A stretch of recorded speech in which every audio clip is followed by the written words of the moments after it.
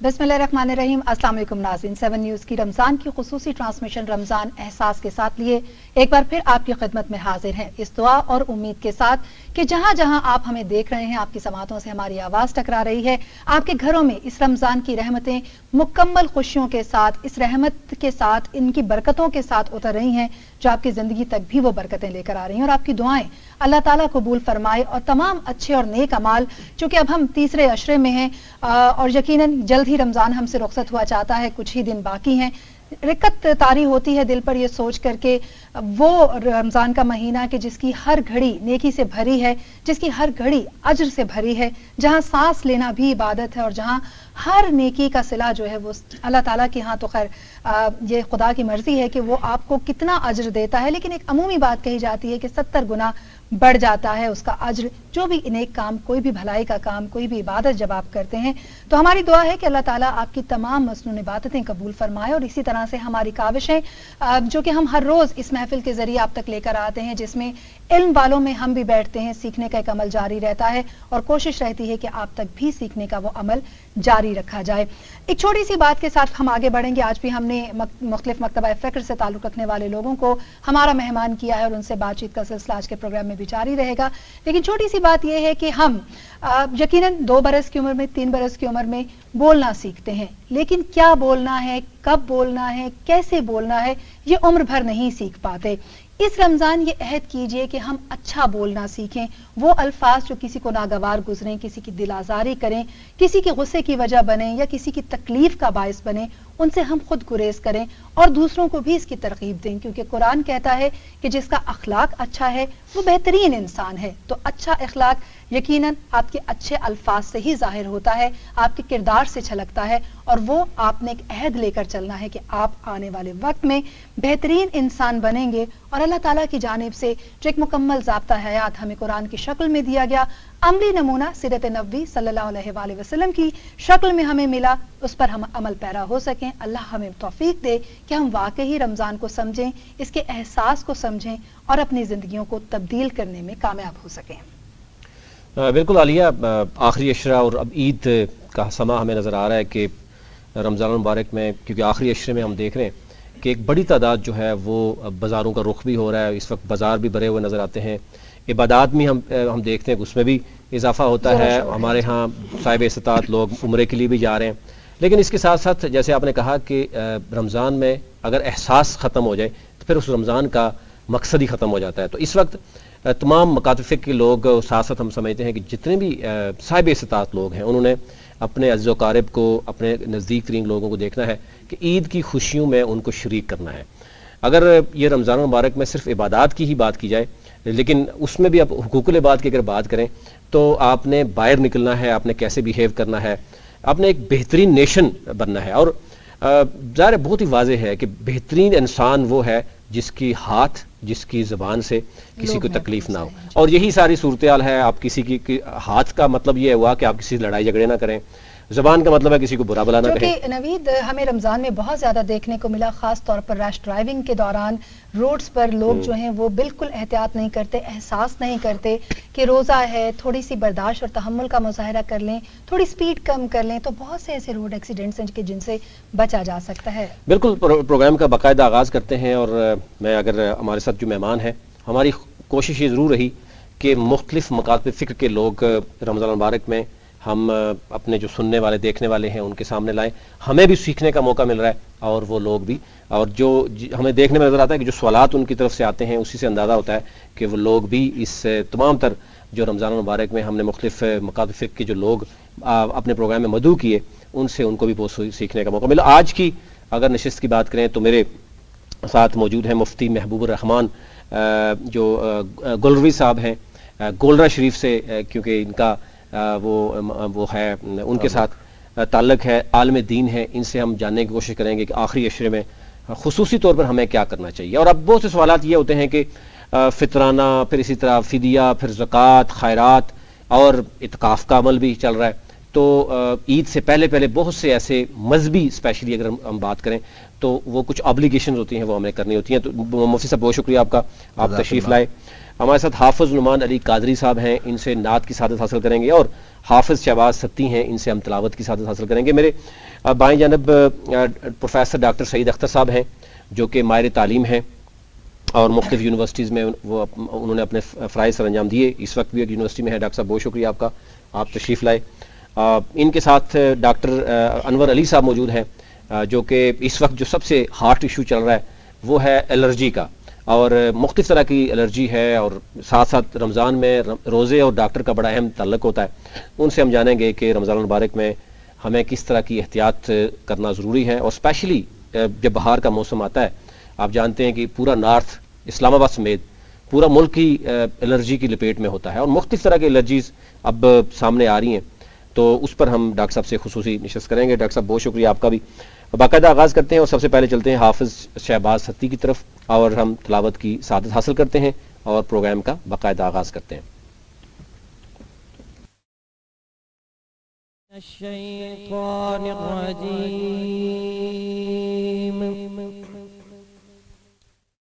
بسم اللہ الرحمن الرحیم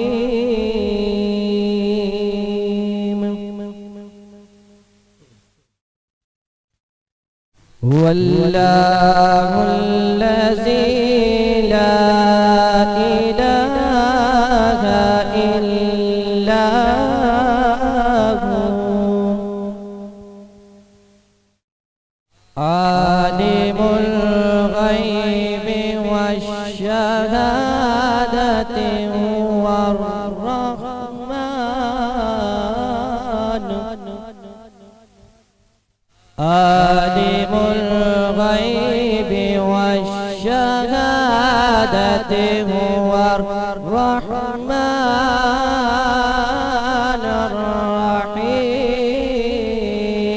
الرحیم هو اللہ الذی لا الہ الا هو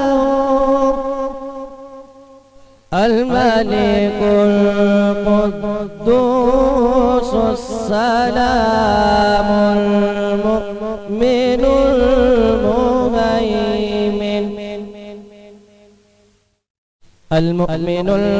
المهيمن العزيز الجبار المتكبر سبحان الله عما يشركون هو الله الخالق البارئ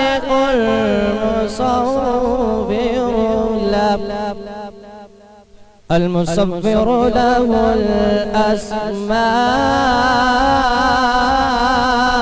الحسنى يسبح له ما في السماوات والأرض وهو العزيز الحكيم آمنت بالله صدق الله العظيم۔ مفتی صاحب آگے باقاعدہ پروگرام کا آغاز کرتے ہیں۔ آخری عشرہ ہے، اور آخری عشرے میں ویسے تو بہت سے سوالات ہیں، لیکن آخری عشرہ کیونکہ پہلا ہم عشرہ دیکھتے ہیں رحمت کا ہے، پھر مغفرت کا ہے، اور آخری عشرہ جہنم سے نجات کا، اور پھر ہمارے ہاں کیونکہ عبادات بھی بڑھ جاتی ہیں، کچھ لوگ اعتکاف بیٹھتے ہیں، کچھ ملک سے باہر بھی جاتے ہیں۔ کیا سمجھتے کہ کیا ہمیں جو ہے وہ دو عشرے جو ہم نے گزارے ہیں اس سے کیا سیکھا، اور پھر آخری عشرے میں کیونکہ سب کچھ ہوتا ہے لیکن ساتھ عید کی شاپنگ ہوتی ہے، تو عید کے اوپر ہمیں کس طرح کا احساس رکھنا ہوگا؟ وہ جو عزیز و اقارب ہیں، یہ وہ لوگ ہیں جو یعنی صاحب استطاعت ہیں، ان کو کیا رول پلے کرنا ہوگا؟ بسم اللہ والحمد للہ والصلاۃ والسلام علی رسول اللہ۔ سب سے پہلے محترم نوید ستی صاحب آپ کا اور عالیہ صاحبہ آپ کا شکر گزار ہوں، اور آپ کی پوری 7 نیوز ٹیم کا، کہ آپ نے ماہ رمضان مبارک کی ان بابرکت ساعتوں میں آخری ایام میں ایک حسین ٹاپک رکھ کے آپ نے گفتگو کرنے کا موقع دیا۔ یہ ماہ رمضان مبارک پورے کا پورا یہ خیر اور برکت کا مہینہ ہے، جسے حضور علیہ الصلوۃ والسلام نے فرمایا یہ صبر کا مہینہ، یہ برکت والا مہینہ ہے، اور صبر کا ثواب پھر جنت ہے۔ اور یہ مہینہ اپنی رحمتیں برکتیں سمیٹے ہوئے چند دنوں بعد ہم سے الوداع ہو جائے گا۔ اس ماہ رمضان مبارک کے آخری عشرے کے اندر نبی پاک صلی اللہ تعالی علیہ وبارک وسلم کا جو معمول مبارک تھا، صدیقہ کونین صدیقہ بنت صدیق اکبر صادق رسول کی صدیقہ زوجہ ام المومنین حضرت عائشہ صدیقہ رضی اللہ تعالی عنہا، آپ فرماتی ہیں نبی پاک صلی اللہ تعالی علیہ وبارک وسلم آخری عشرے کے اندر عبادات کا خوب اہتمام فرمایا کرتے تھے، یہاں تک کہ جب تاک راتیں آتی تو نبی پاک صلی اللہ تعالی علیہ وبارک وسلم اپنے اہل خانہ کو بھی اس ماہ رمضان مبارک کے آخری عشرے کے اندر بیدار فرمایا کرتے تھے۔ اور جہاں تک اس ماہ رمضان مبارک کے اندر جو لوگ جاتے ہیں عمرہ کرنے کے لیے، سرکار دو عالم صلی اللہ تعالی علیہ وبارک وسلم کا اس حوالے سے بھی فرمان عالی شان ہے۔ اسی وجہ سے اکثر لوگ کوشش کرتے ہیں کہ ماہ رمضان مبارک کے اندر ہمیں عمرہ کرنا نصیب ہو جائے۔ اللہ تعالی ہم سب کو اور آپ کی پوری ٹیم کو بھی یہ سعادت نصیب فرمائے۔ حضور علیہ الصلوۃ والسلام کا فرمان عالی شان ہے، جو آدمی ماہ رمضان مبارک کے بابرکت مہینے کے اندر عمرہ کرنے کی سعادت حاصل کرتا ہے، وہ یوں سمجھے کہ اس نے میں محمد مصطفیٰ صلی اللہ تعالی علیہ وبارک وسلم کے ساتھ عمرے کی ادائیگی کی ہے۔ تو یہ اتنا اس کا اجر و ثواب ہے ماہ رمضان مبارک کے اندر عمرہ کرنے کا۔ اور دوسرا جو ہے عید کے حوالے سے آپ نے بات کی کہ جو عید کے ایام آتے ہیں اس میں ہماری کوشش ہوتی ہے کہ ہم شاپنگ کریں، عید کی تیاری کریں۔ تو ہر آدمی اپنی اپنی وسعت اور استعداد کے مطابق طاقت جو تیاری ہوتی ہے وہ کرتا ہے عید کے لیے۔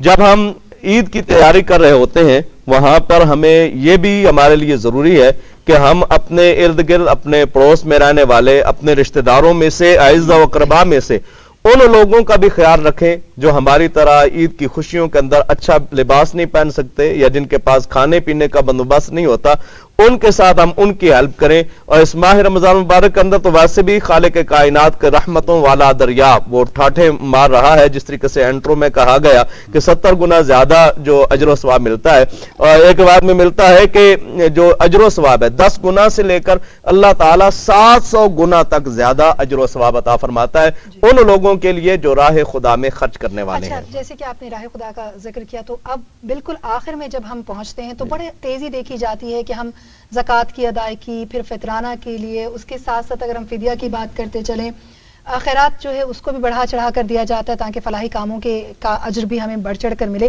تو تھوڑا سا اس کے اوپر روشنی ڈالیے گا، بہت سے لوگ جاننا چاہیں گے۔ ایک تو زکوٰۃ کا عمل جو ہے، پھر فدیہ کیا ہے، فطرانہ کیا ہے، کن لوگوں کو دیا جاتا ہے، اور یہ کب تک ادا کر دینا چاہیے؟ یہ جو 3 چیزیں آپ نے ذکر کی ہیں، ایک ہے فدیہ، دوسرا فطرانہ اور تیسرا زکوٰۃ۔ اور کفارے کے حوالے سے بھی آگاہ کیجیے گا، ظاہر ہے اس پہ بھی بات کرتے ہیں۔ یہ 4 چیزیں ہو گئیں۔ اب اس میں سب سے پہلی چیز جو ہے فطرانہ۔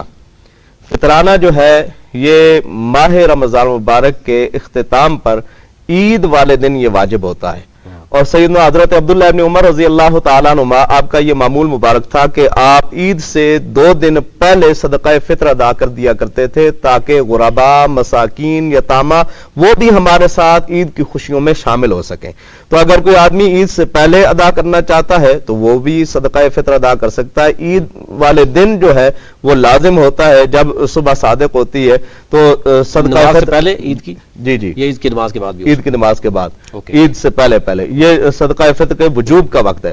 اگر کوئی آدمی بفرض مال اس ٹائم پہ نہیں دے سکتا، یا اپنے رشتہ داروں میں سے اعزہ اقربا میں اس سے وہ کہیں کام کرتا ہے، کاروبار کرتا ہے، جاب کرتا ہے، تو اسے پتا ہے یار میرے رشتہ داروں میں، میرے چاہنے والوں میں سے کوئی آدمی ایسا ہے کہ جو محتاج ہے، میں اسے صدقہ فطر دوں، کیونکہ اس کے لیے حضور علیہ السلام نے فرمایا اس کے لیے 2 اجر ہے، ایک قرابت کا اور دوسرا صدقہ دینے کا۔ اگر کوئی آدمی یہ نیت رکھ کے بعد میں دینا چاہتا ہے تو بعد میں بھی دے سکتا ہے، لیکن صدقہ فطر جو ہے بہتر یہ ہے کہ نماز عید سے پہلے دے دیا جائے۔ حضور علیہ السلام کا فرمان عالی شان ہے، جو آدمی صدقہ فطر ادا نہ کرے فلا یقربن بمصلانا، اسے نیا لباس پہن کے، نہا دھو کے، خوشبوئیں لگا کے، بن ٹھن کے ہمارے عیدگاہوں کے قریب آنے کی ضرورت نہیں ہے۔ اچھا، کن لوگوں پہ یعنی یہ بھی ہے کہ بچے سے لے کے بزرگ تک، یا مطلب اس میں جو ہے وہ کلیئر کیا ہے چیز؟ किस हवाले से कि कौन देगा, कौन देगा। सबसे पहले आप ये बात याद रख लें कि एक मुसलमान ईमान का होना जरूरी है, जो मुसलमान होगा उस पर सदका फित्र लाजिम है। दूसरा ये है कि वो आकिल हो, मजनू दीवाना पागल ना हो, उसके ऊपर सदका फित्र लाजिम नहीं, क्योंकि उसे अपना ही पता, वो मुकल्लफ ही नहीं है। अक्लमंद हो, उसके ऊपर सदका फित्र लाजिम है। तीसरी चीज है कि वो बालिग हो, बालिग होगा तो वो अच्छे बुरे की तामीज करने वाला और कमाने वाला होगा। अगर नाबालिग भी है, उसके पास अगर इतने सोर्सेज हैं कि वो मालदार है, तो वो अपना सदका फित्र खुद अदा करेगा। और जो औलाद जिसके वालिद के माताहत होती हैं, जो उनका खाने पीने का और बाकी चीजों का एहतमाम करता है, वही आदमी उनका सदका फित्र भी अदा करेगा। इसी तरीके से जौजा अगर वो कमाती नहीं, कोई जॉब वगैरह नहीं करती, तो उनकी तरफ से खामिन सदका फित्र अदा करेगा। तो ये सदका फित्र जो है मुसलमान आजाद आकिल बालिग पर फर्ज होता है। और सदका फित्र की जो मिकदार है वो तकरीबन इस वक्त पाकिस्तान के अंदर 320 रुपए कम से कम जो है गंदम की मिकदार के मुताबिक सदका फित्र फी कस के लिहाज से, यानी एक बंदे का सदका फित्र 320 रुपए है। ये गंदम के एतबार से, बाकी जिसको जितनी अल्लाह ताला ने इस्तिताअत और ताकत दी है उसके मुताबिक वो सदका फित्र अदा करे, जौ के मुताबिक अदा करे, या वो खजूरों के मुताबिक, या किशमिश के मुताबिक, जिसको मेवा कहा जाता है, इसके मुताबिक जितना जिसको इस्तिताअत हो वो उसके मुताबिक सदका फित्र अदा करे। बिल्कुल मुफ्ती साहब, दोबारा आपकी तरफ आएंगे और मजीद जो ज़कात और कफारा के हवाले से आपसे जानने की कोशिश करें। प्रोफेसर डॉक्टर सईद साहब हमारे साथ मौजूद हैं। डॉक्टर साहब, इस वक्त जो रमज़ान चल रहा है, सबसे पहले तो आप बताइए रमज़ान आपका कैसा गुजर रहा है? अल्हम्दुलिल्लाह। और दूसरा ये है कि मुख्तलिफ यूनिवर्सिटीज़ में ज़रा हम देखते हैं कि दफातर के टाइमिंग भी चेंज होते हैं, यूनिवर्सिटीज़ में भी टाइमिंग चेंज हो जाती है। क्या इस रमज़ान मुबारक में आपने देखा, क्योंकि लास्ट हमने देखा कि 2-3 कोविड के दौरान उस वक्त ऑनलाइन सारा कुछ सिस्टम चल रहा था, अब फिजिकली क्लासेस होती हैं, तो किस तरह की यानी टाइम आपको लग रहा है कि चेंज हुआ है? बिस्मिल्लाहिर्रहमानिर्रहीम। नवीद और आलिया, आपका शुक्रिया, और मैं सताइश करता हूँ पूरे टीम की, जैसे मुफ्ती साहब ने भी की है 7 न्यूज़ की, कि रमज़ान के लिए ये खुसूसी प्रोग्राम नशर कर रहे हैं और उसमें हमें मौका भी दिया है। रमज़ान एक खुसूसी कैफियत लेकर आता है, बेशक यूनिवर्सिटियाँ हों या दूसरे दफातर हों, फैसिलिटेशन के लिए औकात कम कर दिए जाते हैं, लेकिन ये औकात कम करने का मतलब तसाहुल नहीं होना चाहिए, गफलत और सुस्ती नहीं होना चाहिए। ये गौर व फिक्र का महीना है। बेशक अभी ख़ास तौर पे आखिरी अशरे में एतिकाफ़ का जिक्र अभी हम कर रहे थे और आएगा भी मज़ीद। एतिकाफ़ भी गौर व फिक्र का मौका है कि आप कायनात इंसानी पे गौर व फिक्र करें, इस कायनात की तख्लीक पे गौर व फिक्र करें, इसमें खालिक और मखलूक का रिश्ता, इंसानों का इंसानों से रिश्ता, इंसानों का इस कायनात से रिश्ता, और इंसानों के इज्तिमाई तकाज़े क्या हैं, इन पे गौर व खौज़ के लिए होता है। ये एतिकाफ़ का भी असल मकसद यही है कि आप मेडिटेट करें, गहरी सोच में गुम होकर अहले फ़िक्र जो हैं वो सोचें कि इंसानी मसाइल क्या हैं। और ये इसलिए सोचना ज़रूरी है कि सारी मखलूक अल्लाह का कुनबा है, अल खल्क़ु अयालुल्लाह। तो सारी मखलूक के लिए एक निज़ाम इज्तिमाई, समाजी, सियासी, इक्तिसादी तश्कील देना ये अहले फ़िक्र की ज़िम्मेदारी है। तो उनके लिए मौका है ख़ास तौर पे कि वो इस पे गौर व खौज़ करें कि इंसानी मसाइल क्या हैं, अपनी सोच को मलकूती सिफ़ात के करीब लेके जाएं, मलकूती सिफ़ात के करीब फिर वो ऐसा निज़ाम तश्कील दें। तो ये जहाँ जहाँ ये औकात-ए-कार कम हुए हैं, मैं समझता हूँ ये तालिब इल्म जो होते हैं और असातिज़ा भी, ये अहले इल्म हैं, अकेडमिया से ताल्लुक़ है इनका, तो इनको ये गौर व फिक्र करना है। बिल्कुल सही, क्योंकि मुस्तकबिल की बागडोर इन्होंने संभालनी है, तो इनको ये गौर व फिक्र करना है कि इंसानी मसाइल क्या हैं और उनका हल क्या है, आज के दौर के तकाज़ों के मुताबिक क्या ज़रूरियात हैं, क्या उनका हल होना चाहिए। ये सारा कुछ अभी जिनकी बात हो रही थी, एक दूसरे की का एहसास करना, ये असल में इज्तिमाइयत पर मबनी है, ये सोच यह होनी चाहिए। इंडिविजुअल तो इस वक्त की मजबूरी है। अच्छा, आप समझते हैं कि इस वक्त चूंकि काफ़ी स्टूडेंट्स की बात करते चलें तो आपका तो रोज़मर्रा एक मामूल है मुख्तलिफ यूनिवर्सिटी के जो तलबा हैं उनके साथ डील करना, ایک تو یہ کہ جو ہمارا تعلیمی نظام ہے، کیا آپ سمجھتے ہیں کہ اس کی اساس درست ہے؟ جیسے آپ کہہ رہے ہیں کہ ملکوتی صفات پیدا کرنی چاہیے، تو کیا ہمیں اس طرف راغب کرنے کے حوالے سے ہمارے سامنے کوئی رول ماڈلز موجود ہیں، ہمیں اس کی ترغیب دی جاتی ہے؟ کیا ہماری تربیت میں وہ عنصر شامل کیا جاتا ہے؟ اساتذہ اپنا کام کرتے ہیں؟ کیا والدین وہ کام کر رہے ہیں؟ اور کیا نوجوان اس بات سے واقف ہیں؟ اس پہ پہلے تو آہ نکلتی ہے. ہمارا 1000 سال کا دور عروج جو ہے نبی کریم صلی اللہ علیہ وسلم سے آن ورڈز 1000 سال کا جو دور ہے وہ ایک کامیاب دور ہے. اس میں ہم نے انسانیت کو عدل، امن اور آزادی کی نعمتوں سے ہمکنار کیا. اس میں ہم نے ہر شعبے میں نظام دیا. نظام تعلیم بھی ایک اس کا حصہ ہے. ہمارا نظام تعلیم بھی کامیاب تھا.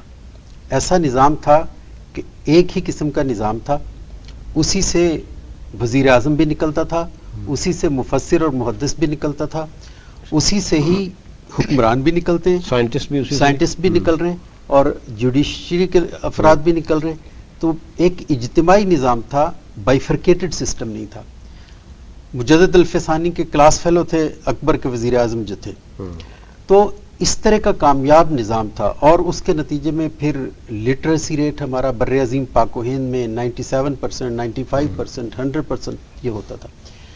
اس کے بعد بدقسمتی سے نوآبادیاتی نظام آ گیا. اس نے سارا کچھ تلپٹ کر دیا، سارے ہی نظاموں کو جڑ سے اکھیڑ کے رکھ دیا. تعلیمی نظام بھی اس سے مستثنا نہیں ہے. بائیفرکیٹڈ ایجوکیشن سسٹم ہے. دینی مدارس کا نظام الگ ہے، اسکولوں کالجز اور یونیورسٹیوں کا نظام الگ ہے. پھر کلاس ریڈن ایجوکیشن سسٹم ہے، کلاسز ہیں، یہ ٹاٹ سکول ہیں، یہ ایلیٹ سکول ہیں. اس قسم کی تقسیم ہوگی. اب جب یہ بات ہوئی ہے تو اس نظام کی اب ہم نوآبادیاتی دور کا بظاہر تو خاتمہ ہو گیا، لیکن سامراجی دور جاری ہے، استعماریت جاری ہے. اس میں ہم اس سے نکل نہیں پائے. ہماری اساس نظام کی اپنی قومی سوچ پہ نہیں ہے. ہمارے قومی تقاضے کیا ہیں، قومی نظریہ کیا ہے، اس پر ہمارے نظام تعلیم کی اساس نہیں ہے. ہمارے نوجوان کو پتہ ہی نہیں ہوتا کہ قومی سوچ کیا ہوتی ہے. اس کو جو نصاب دیا جاتا ہے اور جس طرح پھر اس کی ڈیلیوری ہوتی ہے، تو دونوں میں ہی یہ قومی سوچ نہیں ہے، اس کا نظریہ درست نہیں ہوتا. انفرادیت پہ مبنی نظام ہے. ہر بچہ اپنی انفرادی سوچ لے کر چلتا ہے کہ میں نے بڑا بننا ہے، میں نے دولت کمانی ہے، میں نے مقام حاصل کرنا ہے سوسائٹی میں. اس کے پیش نظر یہ نہیں ہوتا کہ اپنی قوم کو لیڈ کرنا ہے، انسانیت کی خدمت انجام دینی ہے، جو میں نے پڑھنا ہے اس کو اجتماعیت پہ لاگو کرنا ہے، اس کے لیے کوئی سوچ بچار رکھنی ہے. یہ ایسا نہیں ہوتا. اور ہم کہیں بھی ہمارے نوجوان ہمارے اپنی قومی سوچ کے نمائندہ نہیں ہوتے. وہ بین الاقوامی دنیا میں جا کر یہ کردار ادا نہیں کرتے، اور اس کی ذمہ داری نظام جو تشکیل دیتے ہیں ان پر ہے. بالکل صحیح. بالکل ڈاکٹر صاحب واپس آپ کی طرف آئیں گے. ڈاکٹر انور صاحب ہیں، کیونکہ میں نعت کی طرف جاؤں گا، لیکن سب سے پہلے میں آپ سے جاننا چاہ رہا ہوں کہ اس وقت جو ہمارے ہاں خوراک اور جو ایک لائف سٹائل ہے اسپیشلی رمضان میں، اور بتایا جاتا ہے کہ روزانہ ہمارے او پی ڈیز بھرے ہوتے ہیں، سحر و افطار میں جو کھانا پینا آج کل چل رہا ہے اس کے اوپر ہم چاہ رہے ہیں کہ آپ ذرا ہمارے ناظرین کے سامنے بھی رکھیں کہ یہ کیا کھا رہے ہیں اور پھر اس کا رزلٹ کیا آ رہا ہے، اور جس تیزی کے ساتھ بیماریاں اس معاشرے میں پیدا ہو رہی ہیں اس سے کیسے بچا جا سکتا ہے. بسم اللہ الرحمن الرحیم. نوید صاحب اور عالیہ صاحبہ بہت بہت شکریہ، اور 7 نیوز ٹیم کا بھی میں انتہائی مشکور ہوں کہ آپ لوگوں نے ایک موقع فراہم کیا کہ ہم اپنے قوم کو بتا دیں کہ بھائی کہ زندگی کیسے گزارنا ہے اور کیا کیا غذائیں استعمال کرنی ہے سال بھر، اسپیشلی رمضان میں. تو ہم جو ہے نا جی کھاتے ہیں، چربی کھاتے ہیں، مختلف قسم کے تیل کھاتے ہیں جی، جن کی کوئی کوالٹی نہیں ہوتی جی. وہ جا کے کولیسٹرول بڑھا دیتا ہے جس کی وجہ سے آپ کا بی پی ہائی ہو جاتا ہے. بی پی کے بعد جو ہے نا وہ دل کی بیماریاں ہو جاتی ہیں. اسی طرح جو ہے نا آپ چینی بھی ایسا آپ استعمال کرتے ہیں، گڑ ہم استعمال کرتے نہیں ہیں جی. تو چینی ایک پروسیس سے بنتا ہے. تو آپ دیکھیں پرانے زمانے کی نسبت بحساب جو ہے نا شوگر کے مریض زیادہ ہو رہے ہیں. تو اس میں جو ہے نا یہ غذا اور صحت اور بیماری سے ایک آپس میں مطلب تعلقات ہیں. ٹھیک ہے جی. اگر زیادہ آپ غذا پہ آپ کنٹرول نہ کریں، زیادہ گوشت کھائے، بڑا گوشت کھائے تو یقینی بات ہے، اور ورزش نہ کرے، کام نہ کرے تو یقینی بات ہے اس کے خون میں جو ہے نا کولیسٹرول اور جتنے دوسرے ٹرائگلیسرائڈ لیول بڑھ جائے گا، اور خون کی نلیاں بند ہو جاتی ہیں، تنگ ہو جاتی ہیں، اور آہستہ آہستہ اس سے بی پی ہو جاتا ہے، اور ساتھ جو ہے دل کے امراض میں مبتلا ہو جاتا ہے، اور اسی طرح شوگر کی بھی جی۔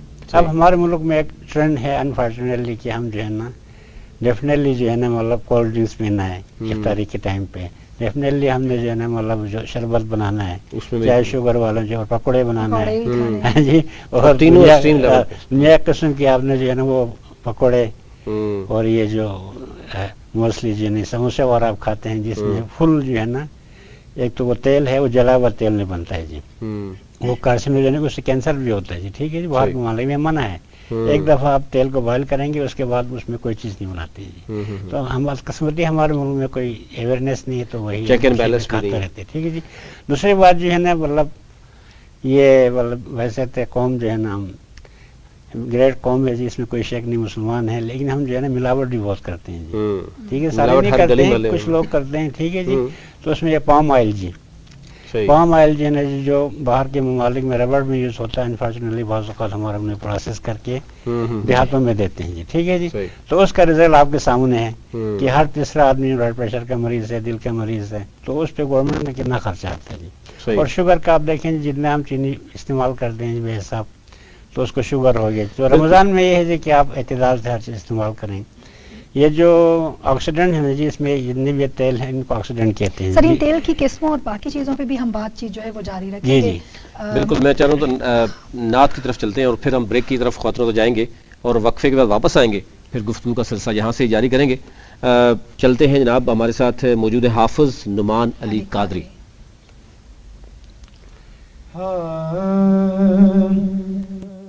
آپ سا دونوں جہاں میں نظر آیا ہی نہیں، آپ سا دونوں جہاں میں نظر آیا ہی نہیں، کیونکہ اللہ نے کوئی اور بنایا ہی نہیں، کیونکہ اللہ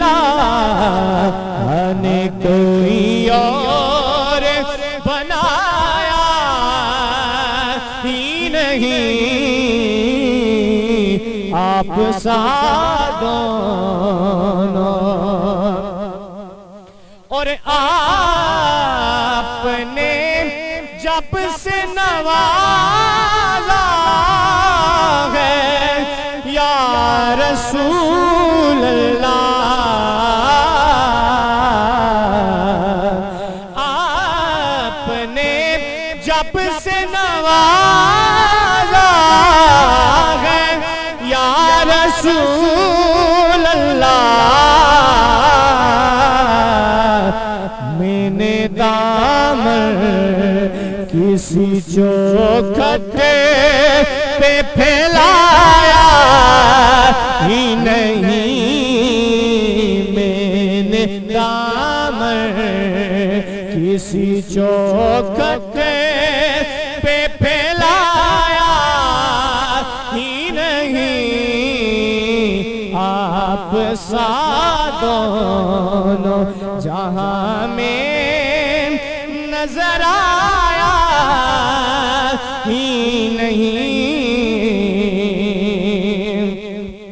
اور جو بھی کعبے سے پلٹ آئے مدینے نہ گئے، جو بھی کعبے سے پلٹ آئے مدینے نہ گئے، یوں سمجھ لے انہیں آقا نے بلایا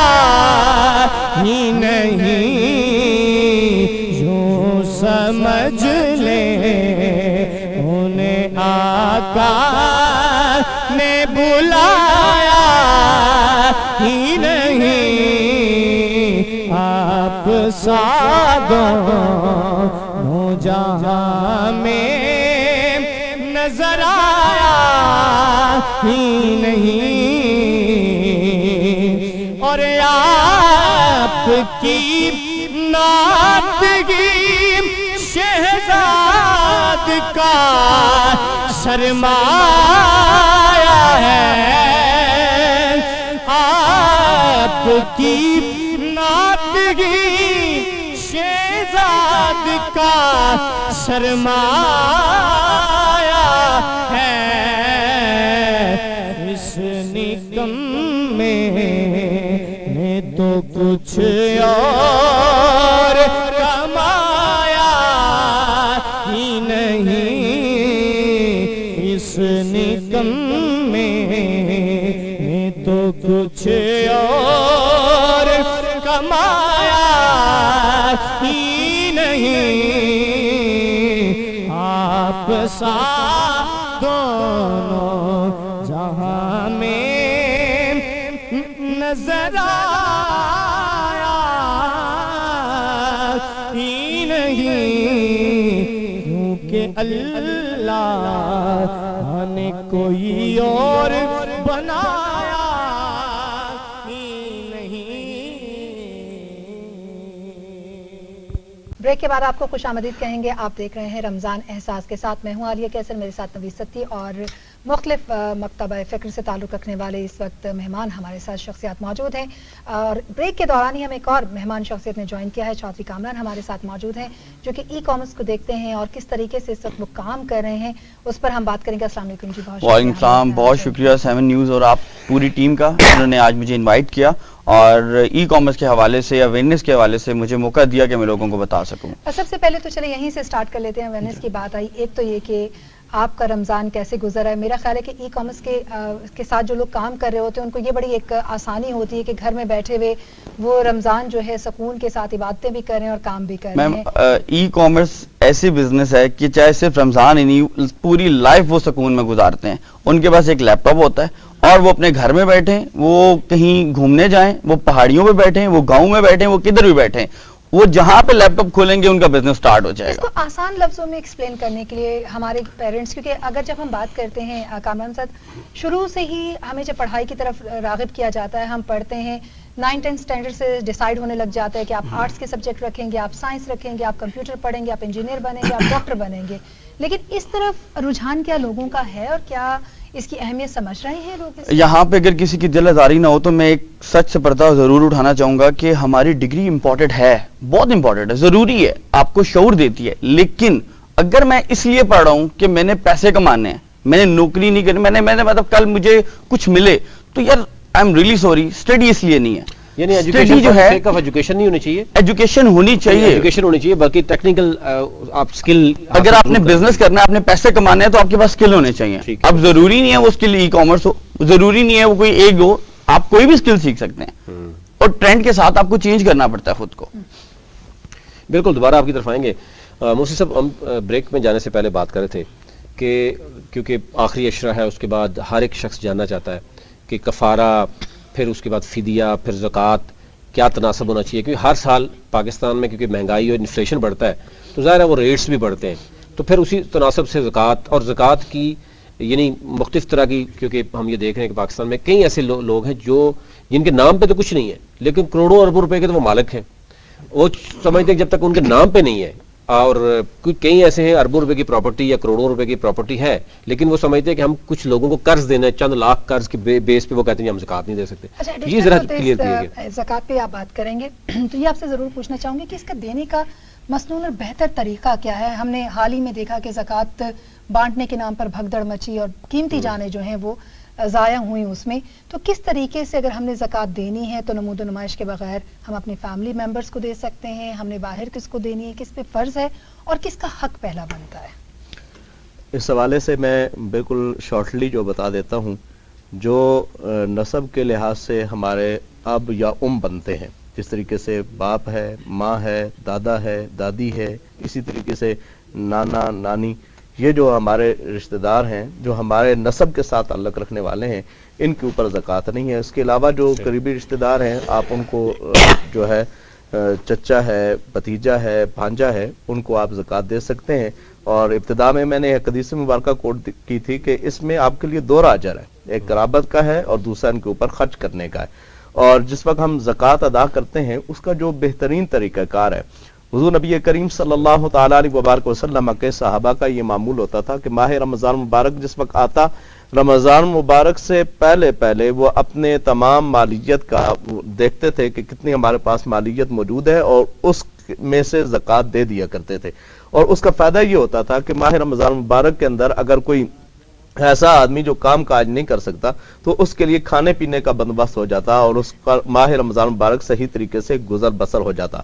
اور اگر ہم زیادہ ثواب کمانے کی نیت سے، اس لیے کہ رمضان مبارک کے اندر ہم جس وقت زکوٰۃ دیں گے تو اس کا اجر و ثواب بڑھ جاتا ہے، نوافل کا ثواب جو ہے وہ فرضوں کے برابر ہوتا ہے، اور فرض کا برابر ایک فرض ادا کریں تو 70 فرضوں کے برابر ثواب ملتا ہے۔ اس نیت سے اگر کوئی آدمی کرتا ہے تو ماہ رمضان مبارک کے اندر جس وقت زکوٰۃ دے تو اس طریقے سے زکوٰۃ دے کہ سب سے پہلے اپنے رشتہ داروں میں دیکھے، اگر رشتہ داروں میں کوئی حقدار ہے تو اس تک پہنچائے، پھر اس کے بعد اپنے محلے داروں میں دیکھیں، اپنی گلی میں رہنے والے اور اپنی سوسائٹی میں رہنے والے جو اس کے ساتھ کام کاج کرنے والے ہیں، اس کو پتا ہوگا کہ میرا کون سا رشتہ دار ہے، کون سا محلے دار ہے، کون سا میرے قبیلے کے ساتھ تعلق رکھنے والا جو کہ محتاج ہے اور نادار ہے۔ اس کے لیے بالکل آسان سی فارم اگر ہم سمجھنا چاہیں، اس وقت آج کے اس دور کے اندر جس آدمی کے پاس 2 وقت کا کھانے پینے کا بندوبست نہ ہو سکے اور وہ صحیح طریقے سے لباس نہ پہن سکے، اس کی گزران بڑی مشکل سے ہوتی ہو، تو ایسے آدمی کو آپ زکوٰۃ دیں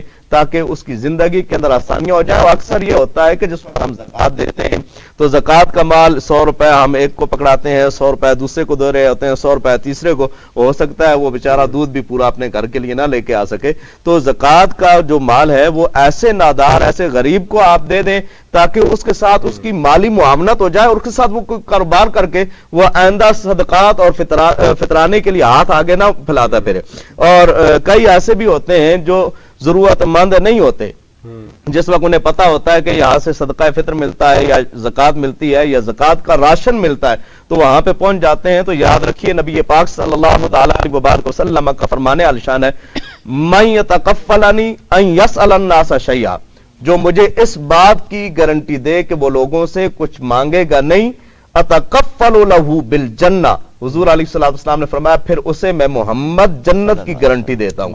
تو اس لیے جان بوجھ کر کسی کے سامنے ہاتھ نہ پھیلائیں، جو مجبور نہیں ہے، جسے پتا ہے کہ میرا نظام چل سکتا ہے، وہ زکوٰۃ اور فطرانے کے پیسوں سے جو چیزیں مل رہی ہوتی ہیں ان پر اپنا ہاتھ کا صفایا نہ کریں، اور ایسی بھگدڑ کا جو موقع جو پیش آتے ہیں تو ایسے بھی نہیں آئیں گے اگر صرف اور صرف ہم خود ہی اس چیز کا اہتمام کریں کہ ویسے تو اگر شریعت محمدیہ کے مطابق ہم سب بحمدللہ مسلمان ہیں، اس کے مطابق اگر ہم صحیح طریقے سے زکوٰۃ ہی فقط ادا کر دیں نا، صحیح طریقے سے زکوٰۃ ہم صحیح طریقے سے ادا نہیں کرتے، صحیح طریقے سے اگر ہم زکوٰۃ ہی ادا کر دیں تو کوئی فقیر نادار محتاج نہ رہے۔ اور کئی ایسے گھرانے ہیں کہ جن کے کھانے پینے کا بندوبست تو ہوتا ہی ہوتا ہے، لیکن ان کے کاروبار کا بھی بندوبست ہو جائے گا۔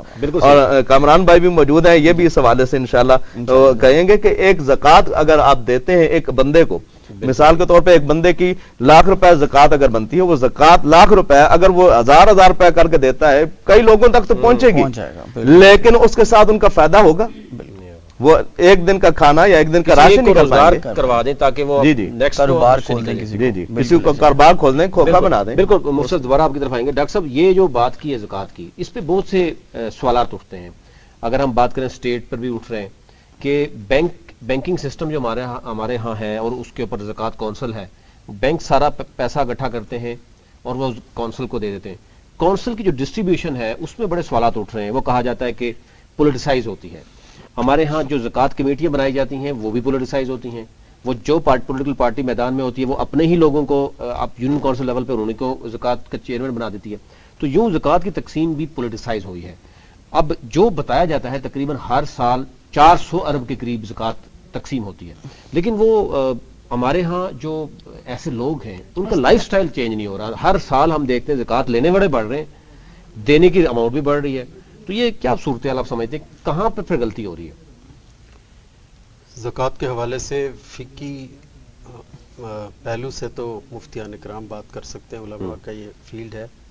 میں اجتماعی حوالے سے بات کروں گا کہ بیسیکلی ریاست کی ذمہ داری عادلانہ اقتصادی نظام کا قائم کرنا ہے. بے شک. اس سرمایہ داری نظام میں زکوٰۃ اپنے نتائج نہیں دے سکتی.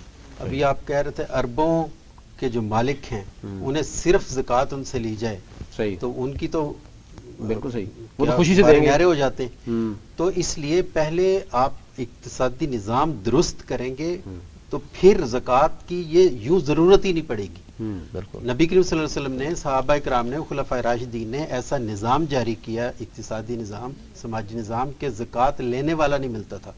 اسلام کی یہ کوئی منشا نہیں ہے کہ ایک بڑا دولت مند شخص وہ اعلان کرے اور ایک غربا کی فوج ظفر موج اس کے دروازے پہ کھڑی ہو اور وہ سخاوت کے جوہر دکھا رہا ہو. یہ انسانیت کی تذلیل اسلام کا مقصد و منشا نہیں ہے. اسلام ایسا نظام دیتا ہے کہ اس میں کوئی زکوٰۃ لینے والا رہتا ہی نہیں, ہر ایک کو اس کی محنت کا معاوضہ پورا ملتا ہے. یا پھر اس طرح سے دی جائے کہ ایک ہاتھ سے اور یہ بیسیکلی ریاست لیتی ہے, ریاست نے آگے پروجیکٹ دینے ہوتے ہیں. یہ تو چونکہ دور زوال ہے, ہمارا نظام وہ نہیں ہے, اس لیے ہم انڈیویجول دیتے ہیں اور یہ ظاہر ہے یہی رستہ رہ جاتا ہے. اس میں پھر جیسے آپ کہہ رہی ہیں وہ ایسے ہی ہے کہ ایک ہاتھ سے دینا اور دوسرے ہاتھ کو پتہ نہ چلے, وہ اسی طرح ہونا. تو جب تک یہ نظام درست نہیں ہوتا پھر اس میں اس نظام میں ہی ایسے مؤثر لوگ ہوتے ہیں, ایسے مؤثر طبقات ہوتے ہیں, وہ زکوٰۃ تو کیا بہت کچھ وہ ہضم کر جاتے ہیں. تو یہی سلسلہ اس کے ساتھ ہوتا ہے. بالکل. اور یہ شرعی طریقہ مفتیان اکرام رہنمائی کریں گے. زکوٰۃ کی کٹوتی, زکوٰۃ لینے کا اور دینے کا, یہ میرا خیال ہے کہ جو مستحقین ہیں ان تک زکوٰۃ جو ہے وہ پہنچ نہیں رہی, اور جو ہمارے معاشرے کے مخیر حضرات ہیں ان کی طرف سے دی بھی جا رہی ہے. تو یہ ہمیں بھی دیکھنا ہوگا کہ واقعی جیسے پروفیسر صاحب نے بات کی کہ کہیں وہ لوگ خود ہی تو جو جنہیں ذمہ دار ٹھہرایا جاتا ہے وہ خود ہی تو بالکل سوال اٹھ رہے ہیں کہ زکوٰۃ کی تقسیم ٹھیک نہیں ہو رہی اور اسٹیٹ کی جو پالیسی ہے اس پر ہی سوال اٹھ رہے ہیں. ہاں جی ایسے ہی. ڈاکٹر انور صاحب ہمارے ساتھ موجود ہیں کیونکہ آپ ہم نے دیکھنے کہ قومی ادارہ صحت اسپیشلی NIH میں چیف کے عہدے پہ بھی رہے. الرجی کا بیسیکلی آپ کا مین آپ کا جو وہ ہے ایکسپرٹیز ہے وہ الرجی کے حوالے سے. اور اس وقت پاکستان میں اگر ہم دیکھیں اور اسپیشلی اسلام آباد میں ہر سال ایک تو پولن الرجی ہے, پھر جو گزشتہ حکومت میں درخت لگائے گئے, کہا جا رہا ہے کہ وہ بھی ایسے درخت ہیں کہ مزید جو ہے وہ الرجی پڑ رہی ہے. ایک تو بتائیے گا کس طرح کی الرجیز اس وقت موجود ہیں پاکستان میں اور کیا کرنا چاہیے, بیسک ریکوائرمنٹس کیا ہیں یا کیسے بچا جا سکتا ہے؟ ایکچولی جی یہ الرجی پورے پاکستان کے حساب سے میں بتاؤں تو یہ پولن جو ہے نا جی مختلف علاقوں میں مختلف ہے جی. صحیح. اندرونی پنجاب میں کاٹن کے ہیں جی, ویٹ کے ہیں, گندم کے, اور مختلف قسم کے جو آپ کے پودے ہیں, پھول ہیں, ان سے زیادہ آ رہا ہے. تو آپ نے اسپیشلی بتایا اسلام آباد کا جی. اسلام آباد میں سب سے زیادہ جو یہ جنگلی شہتوت, پیپر ملبری جسے کہتے ہیں, اس سے ہو رہا ہے جی. اور اس کے جو پولن جو ہے نا جی مطلب یہ مارچ میں اتنی ڈینجرس ہوتی ہے کہ صبح اتنا پٹاخے کی طرح پھٹتا ہے جی. ابھی تو کہا جا رہا ہے ڈیتھس کہیں ہوتی ہے. جی جی جی. اسلام آباد کی جتنا جو آپ کے بڑے بڑے پوش ایریاز ہیں, اپنا F11 ہو گیا, کشمیر ہائی وے ہو گیا, H11 ہو گیا, ان میں بہت زیادہ ہے جی. تو ان کے سے پیپر ملبری جب اس کا جو پولن جو ہے نا, اور اس کے علاوہ بنگ جی, بنگ کینیبس, اس کے پولن جب آپ انہیل کرتے ہیں تو باڈی کے اندر ایک کیمیکل پیدا ہوتا ہے ہسٹامین. اس کیمیکل سے جو ہے نا جی آپ کسی کو جو ہے نا جی اس کے پھیپھڑے کے نالیاں وہ تنگ ہو جاتی ہیں, اس میں سوجن ہو جاتی ہے, تو سانس جو ہے نا وہ مشکلات ہو جاتی ہے. اسی طرح جو ہے ناک میں وہ سویلنگ ہوگی, اریٹیٹ کرتا ہے تو آپ نزلہ زکام لگاتار ہو گیا جی. کسی کو آنکھ میں اٹیک کیا تو اس میں جو ہے آنسو مطلب کنٹرول ہی نہیں ہو رہا ہے. ٹھیک ہے جی. تو اسلام آباد میں بیسیکلی یہ جب اسلام آباد ڈیولپ کرتے وقت نا جی 1965 تو انہوں نے جنگل اگانے کے لیے نا چائنا سے یہ سیڈ منگوایا جی. یہ جنگل کہا جا رہا ہے کہ جو ہیلی کاپٹر جی ہیلی کاپٹر کے ذریعے انہوں نے اسپرے کیا تو جنگل کا تو مسئلہ تو حل ہو گیا بے حساب. ان کو پتہ نہیں تھا انوائرمنٹ کا جو کوئی ہمارے علاقے میں کیا ہو سکتا ہے. تو وہ آہستہ آہستہ بڑھ کے جو ہے نا اتنی جنگل بن کر آپ اس کی کٹوتی بھی کریں جی کہ اس کے روٹس اتنے ڈینجرس ہے وہ پھر نکلتا ہے. اچھا, الرجی کے حوالے سے اگر ہم بات کریں, بہت زیادہ الرجیز ہیں, میڈیسنس تو استعمال کی جاتی ہے, کیا کوئی ایسی صورتحال ہے کہ ہم اس کا شکار نہ ہوں, اپنی قوت مدافعت کو بڑھا سکیں؟ ہاں ڈیفینیٹلی جی, یہ آپ نے بڑا اچھا سوال کیا جی. ہر آدمی کو کیوں نہیں ہوتا ہے؟ اسلام آباد میں بہت سارے لوگ سارے رہتے ہیں, خصوصی لوگوں کو کیوں ہوتا ہے؟ تو اس کا یہ, جس آدمی کا امیون سسٹم کمزور ہوگا وہ اس پہ افیکٹ کرتا ہے, اٹیک کرتا ہے. تو اس میں جو اللہ تعالیٰ کا ایک نظام ہے, جو ہر انسان میں اس کا جو قوت مدافعت ہر ایک کی مختلف ہوتی ہے جی. تو اس میں جو ہے جب وہ کیمیکل جب انہیل ہوتا ہے, مثلا یہ جو جنگلی شہتوت کا پولن یا بنگ کا, یا کسی جو ہے نا وہ دوسرے پولن سے گھاس کے ڈسٹ ہو گیا, اور یہ ایک ہاؤس ڈسٹ مائٹس ہوتا ہے, یہ قالین میں ہوتا ہے جی, جراثیم, وہ جب انہیل ہوتا ہے تو وہ کیمیکل جو پیدا کرتا ہے نا جی, اس کی وجہ سے آپ کو یہ سارے مسائل ہوتے ہیں. تو اس میں آپ کوشش یہ کریں کہ اس یہ جو موسم بہار میں ماسک پہنا کریں, گھر میں آپ صفائی کریں تو کم از کم پانی چھڑکا کے آپ صفائی کریں تاکہ مٹی نہ اڑے.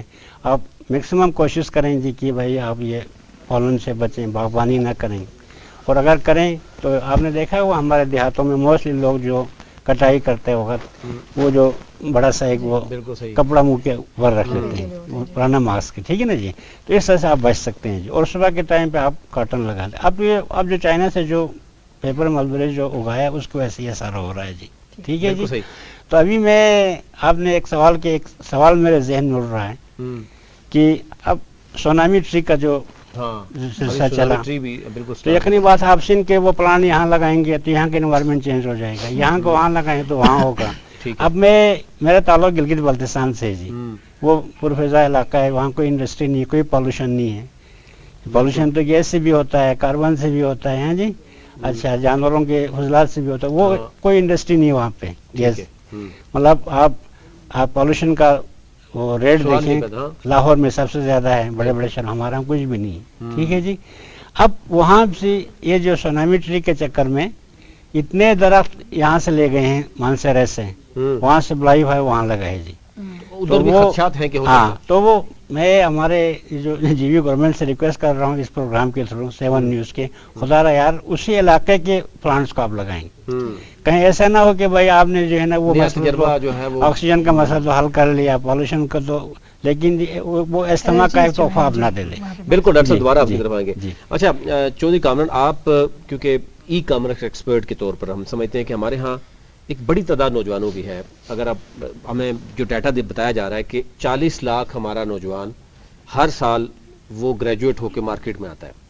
تو مارکیٹ میں ایک بہت بڑا ایشو یہ ہے کہ جو یونیورسٹیز میں سے گریجویٹ نکلتا ہے وہ انٹرنیشنل لیول یا ایون پاکستان میں جو انڈسٹری ہماری کہتی ہے, وہ کہتی ہے جی یہ بچہ جو پڑھ کے آ رہا ہے وہ ہماری تو جو ریکوائرمنٹ ہے اس کو میٹ نہیں کر رہا.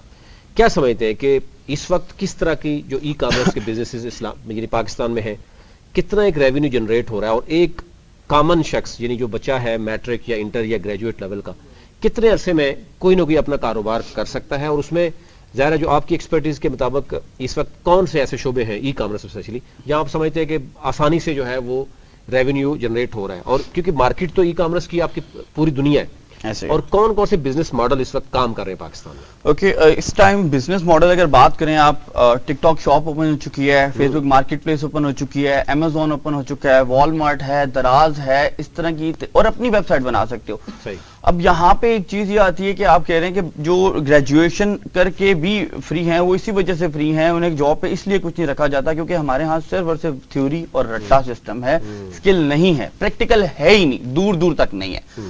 ہمیں لائف کے اندر جو بھی کام سیکھنا ہے اس کو پریکٹیکل کرنا ہے. اب آج کے دور کے اندر جس کے پاس لیپ ٹاپ ہے اور انٹرنیٹ, اور وہ یہ کہے جی میں مر رہا ہوں, میرے پاس کمائی نہیں ہے, میں کما نہیں سکتا, تو یہ معاشرے کی غلطی نہیں ہے, یہ اس کی اپنی غلطی ہے.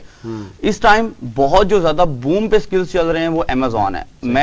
میں نے خود ماسٹرز کیا ہے, میں نے کریم بائک چلایا, میں نے کریم گاڑی چلائی, میں نے کرانے کی دکان چلائی, میں نے گھروں میں انٹرنیٹ کنیکشن دیے, میں نے بہت سارے انٹرویوز دیے ہیں, آپ وہ دیکھ سکتے ہیں, اور میں پروف جو مجھے جانتے ہیں لوگ وہ دیکھ سکتے ہیں. بہت ساری اسٹرگل کے بعد ایک دوست نے ای کامرس کی طرف مشورہ دیا, سر یہ وہ بندہ ہوں میں جو شاید مہینے میں 30,000 35,000 کمایا کرتا تھا, الحمدللہ میں اپنا بینک بیلنس دکھانے کے لیے تیار ہوں, میں اپنی رپورٹ اوپن چیلنج کرتا ہوں. اس ٹائم میرے منتھلی 1.5 ملین ٹرن اوور ہے, منتھ کا میں الحمدللہ کما رہا ہوں. میں یو کے میں کام کر رہا ہوں, میں پاکستان میں کام نہیں کرتا, میں یو کے میں کام کروں, میں یو ایس میں کام کروں, میں آسٹریلیا میں کام کروں, اور سر پاکستان میں بیٹھ کے, نہ میں یو کے میں ہوں, نہ میں یو ایس میں ہوں, نہ میں کہیں ہوں, میں پاکستان میں بیٹھ کے بزنس کر رہا ہوں, اور پاکستان میں بیٹھ کے پاؤنڈ بھی کما رہا ہوں اور ڈالر بھی کما رہا ہوں پاکستان میں بیٹھ کے. بالکل آپ کی ایگزامپل ہے کہ آپ پاکستان میں بیٹھ کر، دوسرا یہ ہے کہ آپ نے مختلف طرح کی چیزیں ٹرائی کر کے اس کے بعد آپ پہنچے ہیں، کیونکہ آپ کے اندر ایک لگن تھا، شوق تھا آپ کے. اگر آپ یعنی اچھا اس کے ایک اور چیز بھی ہے جو ہمارے ہاں وہ نوجوان جو جن کے پیرنٹس ایون میں دیکھ رہا ہوں کہ وہ لاکھوں روپے پاس رکھ کے سرکاری نوکریوں کے پیچھے بھاگ رہے ہوتے ہیں. یعنی وائی آر گریجویٹ، یعنی چلو گریجویٹ نہیں، educated people they are running behind the government job. ان کے لیے کیا پیغام دینا چاہیں گے جو آپ نے تجربہ حاصل کیا؟ میرا ایک سلوگن ہے، نوکری نہیں کرنی، اپنا کاروبار کرنا ہے. دیکھیں نوکری آپ کو صرف اور صرف چلا رہی ہے، آپ کا کچن چلا رہی ہے، لیکن جو بزنس ہے نا وہ آپ کا گھر بناتا ہے. میں ان پیرنٹس سے جو مجھے دیکھ رہے ہیں میں ان سے ریکویسٹ کروں گا، خدا را ایک سروے کر لیں، مارکیٹ کے اندر ایک سروے کر لیں، لوگوں سے مشورے کریں. آج کون لوگ کامیاب ہیں؟ بزنس مین لوگ کامیاب ہیں سر. جاب پیشہ لوگ آج بھی ادھر ہی بیٹھے ہیں 40 ہزار پہ، اور بہت میکسیمم اگر میں آپ نے جیسے کہ شو کے سٹارٹ میں بتایا PhD لیول کے لوگ ٹیکسی چلا رہے ہیں، کریم ڈرائیو چلا رہے ہیں. سر وہ کیوں یہ ایسا ہوا ہے؟ کیونکہ شروع سے ہی ان کو نہیں بتایا گیا. آنا چاہتے ہیں، سننے میں یہ کبھی بہت عجیب بھی لگتا ہے اور بہت بے یقینی کسی بھی کیفیت رہتی ہے کہ کیا کریں، ملازمت چھوڑیں اور اس طرف آئیں، پتہ نہیں ہوگا یا نہیں ہوگا. ان لوگوں کے لیے جو کرنا چاہتے ہیں آپ کیا کہیں گے؟ ایک اور چیز میں ایڈ کرنا چاہ رہا ہوں، کیونکہ مارکیٹ میں جو کام آپ کو پتا پاکستان میں شروع ہوتا ہے تو پھر مشروم گروتھ ہوتی ہے، پھر لوگ فراڈیے بھی بیچ میں آ جاتے ہیں. اس وقت سب سے بڑا جو سائبر کرائم بتا رہا ہے کہ سب سے بڑا فراڈ بھی یہ ہو رہا ہے کہ ای کامرس کے نام پر لوگ فراڈ بھی کر رہے ہیں مارکیٹ میں. اچھا ای کامرس کے اندر نا دو قسم کی اقسام ہے. اب ایک وہ ہے جی پیسے دو تو تمہارا کام ہوگا، یہ وہ والا بزنس نہیں ہے. اب میں جیسے کہ امیزون کی بات کروں، یہ کوئی پاکستان یا کسی لوکل انسان کا یا کسی کنٹری کا نہیں، یہ دنیا کا سب سے امیر جب بیزوس ہے، یہ اس کی کمپنی ہے اور کروڑوں بزنس اس کے چل رہے ہیں. دنیا کا امیر انسان ہے دوسرا، یہ اس کی کمپنی ہے. اب دوسرا جو جس نے یہ سیکھنا ہے سر، یہ ویسے تو 2.5 مہینے کے اندر یہ ہوتا ہے. ڈریمز 21 ہمارا ادارہ ہے، ہم بھی سکھاتے ہیں، بہت سارے ادارے سکھاتے ہیں. 2.5 ماہ کا کورس ہے، اس کے اندر آپ کو پراپر ٹریننگ دی جاتی ہے، پراپر پریکٹس کروائی جاتی ہے، پراپر لائف ٹائم سپورٹ کی جاتی ہے. ہم آپ کو یہ بتاتے ہیں کہ آپ نے پہلے سٹیپ سے آخری سٹیپ پہ کیسے پہنچنا ہے، کلائنٹ کیسے ملے گا. اور ایک کلائنٹ، مزے کی آپ کو بات بتاتا ہوں، ایک کلائنٹ ایک VA جو ہم ٹرین کرتے ہیں اس کو $500 پر منتھ دیتا ہے. ہمارے لیے $500 بہت کچھ ہے، لیکن وہ جو گورا ہے اس کے لیے 500 کچھ بھی نہیں ہے، کچھ بھی نہیں ہے. میرے پاس اگر آپ آفس میں 18 سال کے بچے، 20 سال کے بچے 1.5-2 لاکھ روپے کما رہے ہیں. 1.5-2 لاکھ روپے اگر وہ آفس میں بیٹھ کے کما رہے ہیں، گھر میں بیٹھ کے کما رہے ہیں، تو میرا نہیں خیال اس ٹائم ان کو کچھ کسی اور چیز کی ضرورت ہے. بالکل ٹھیک ہے. بالکل ایک بریک میں جانے سے پہلے ونس اگین ہم چلتے ہیں نعت کی طرف، اور حافظ نعمان علی قادری ہمارے ساتھ موجود ہے. خواتین حضرات، نعت کے بعد ہم ایک وقفہ لیں گے اور وقفے کے بعد واپس آئیں گے اور دوبارہ سے گفتگو کا سلسلہ یہاں سے شروع کریں گے. یا نبی سلام علیکہ، یا رسول سلام علیکہ، یا نبی سلام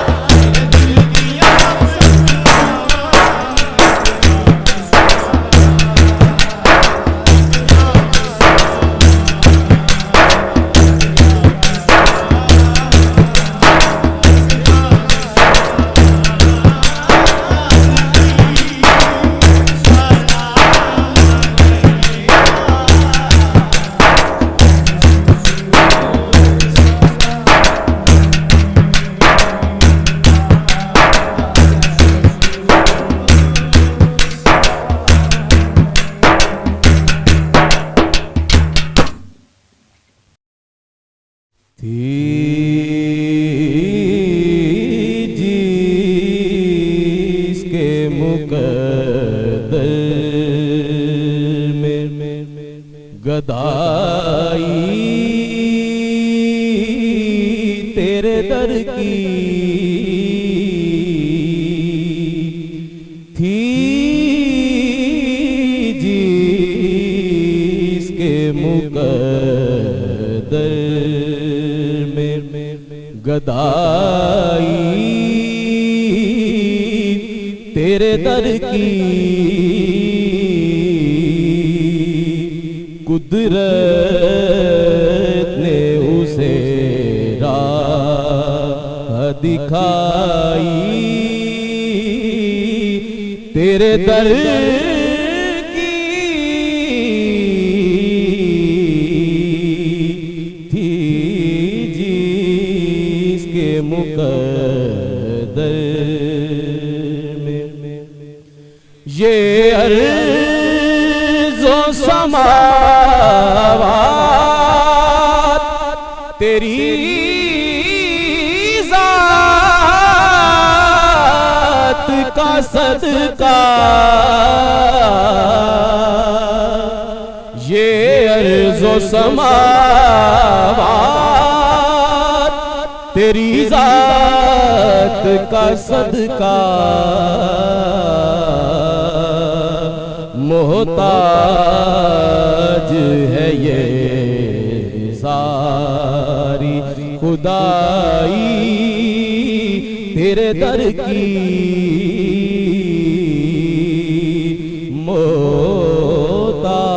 محتاج ہے یہ ساری خدائی تیرے در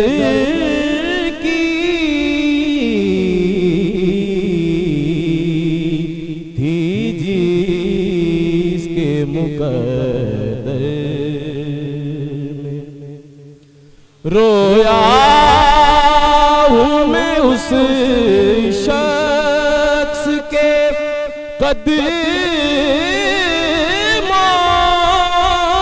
قدموں سے لپٹ کر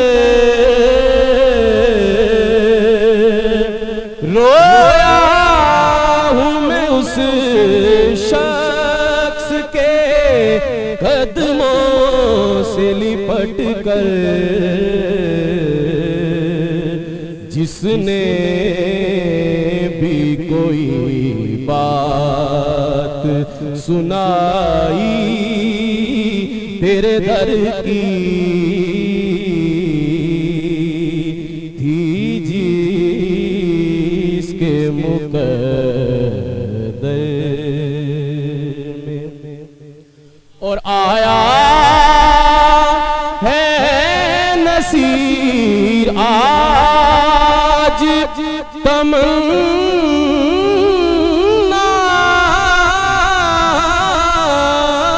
یہی لے کر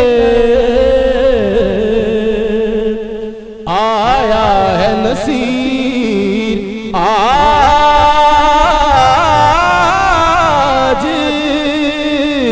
تمنا یہی لے کر کہ پلکوں سے کیے جائے صفائی تیرے در کی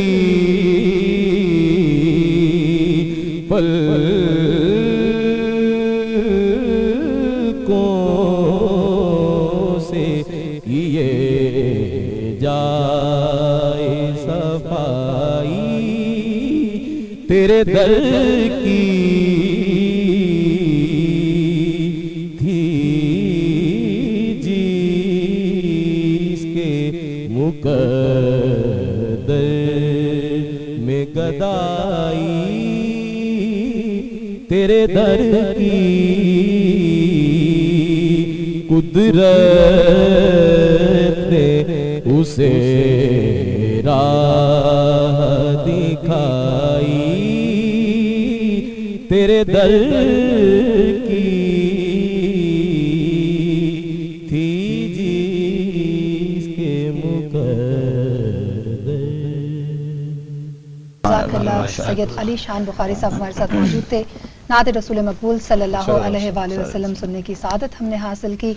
और एक बार फिर नवीद हम अपने प्रोग्राम को वापस बिल्कुल आगे बढ़ाते हैं। मुफ्ती महबूबुर रहमान गौलवी साहब से हम अपनी बातचीत का सिलसिला शुरू करेंगे। कुछ बड़े अहम सवाल हैं जो वापस रह गए हैं, लेकिन आप शायद कुछ सवाल करना चाह रहे हैं तो आपसे बिल्कुल बात वो कर लेते हैं। क्योंकि हमने बात की थी कि आखिरी अशरा है और फिर ज़ाहिर ईद की अब शॉपिंग भी चल रही है, तो जो फिदिया, कफ़ारा और बाकी हमने ज़कात पे बात की है, वो भी आवाम जानना चाह रही है कि वो कैसे देना चाहिए और किस वक्त देना चाहिए और किस पर फ़र्ज़ है या जो है वो जो भी सूरत हाल होती है वो ज़रा आवाम तक पहुँचाए। और कितना फ़र्ज़ है, कितने जी, सबसे पहले फिदिये पे बात कर लेते हैं। फिदिया उस आदमी पर लाजिम होता है जो बीमार होने की वजह से या सफ़र में जाने की वजह से रोज़ा ना रख सकता हो। खालिक कायनात कुरान मजीद फुरकान हमीद के अंदर इरशाद फरमाता है, फमन कान मिनकुम मरीदन औ अला सफरिन फ़इद्दतुम मिन अय्यामिन उखर। जो तुम में से बीमार हो या सफ़र की हालत में हो, एक तो वो बाकी अय्याम में उनकी गिनती पूरी करे, व अलल लज़ीना युतीक़ूनहु फ़िद्यतुन ताअमु मिस्कीन, और उसके ऊपर लाजिम आता है एक मिस्कीन को फिदिये के तौर पर खाना खिलाना, और उसकी मिकदार सदक़ा फित्र के बराबर है, यानी 320 रुपए कम से कम जो है उसकी मिकदार है। साहिब सरवत लोग जो हैं जिनको अल्लाह ताला ने मालो दौलत से नवाजा है, वो अपनी माली इस्तिताअत के मुताबिक वो जिस तरीके से सदक़ा फित्र निकालेंगे इसी तरीके से फिदिया भी अदा करें। और उसके बावजूद ये दो चीजें बयान करने के बाद, एक तो रमजान के रोजों की कज़ा करना, फिर उसके बाद अगर इस्तिताअत हो तो क्या देना, फिदिया भी देना, और फिर खालिक कायनात शाह फरमाता है कि वह अन तसूमु खैरुल लकुम, अगर तुम रमजान के रोजे रखो तो ये तुम्हारे लिए ज्यादा बेहतर है।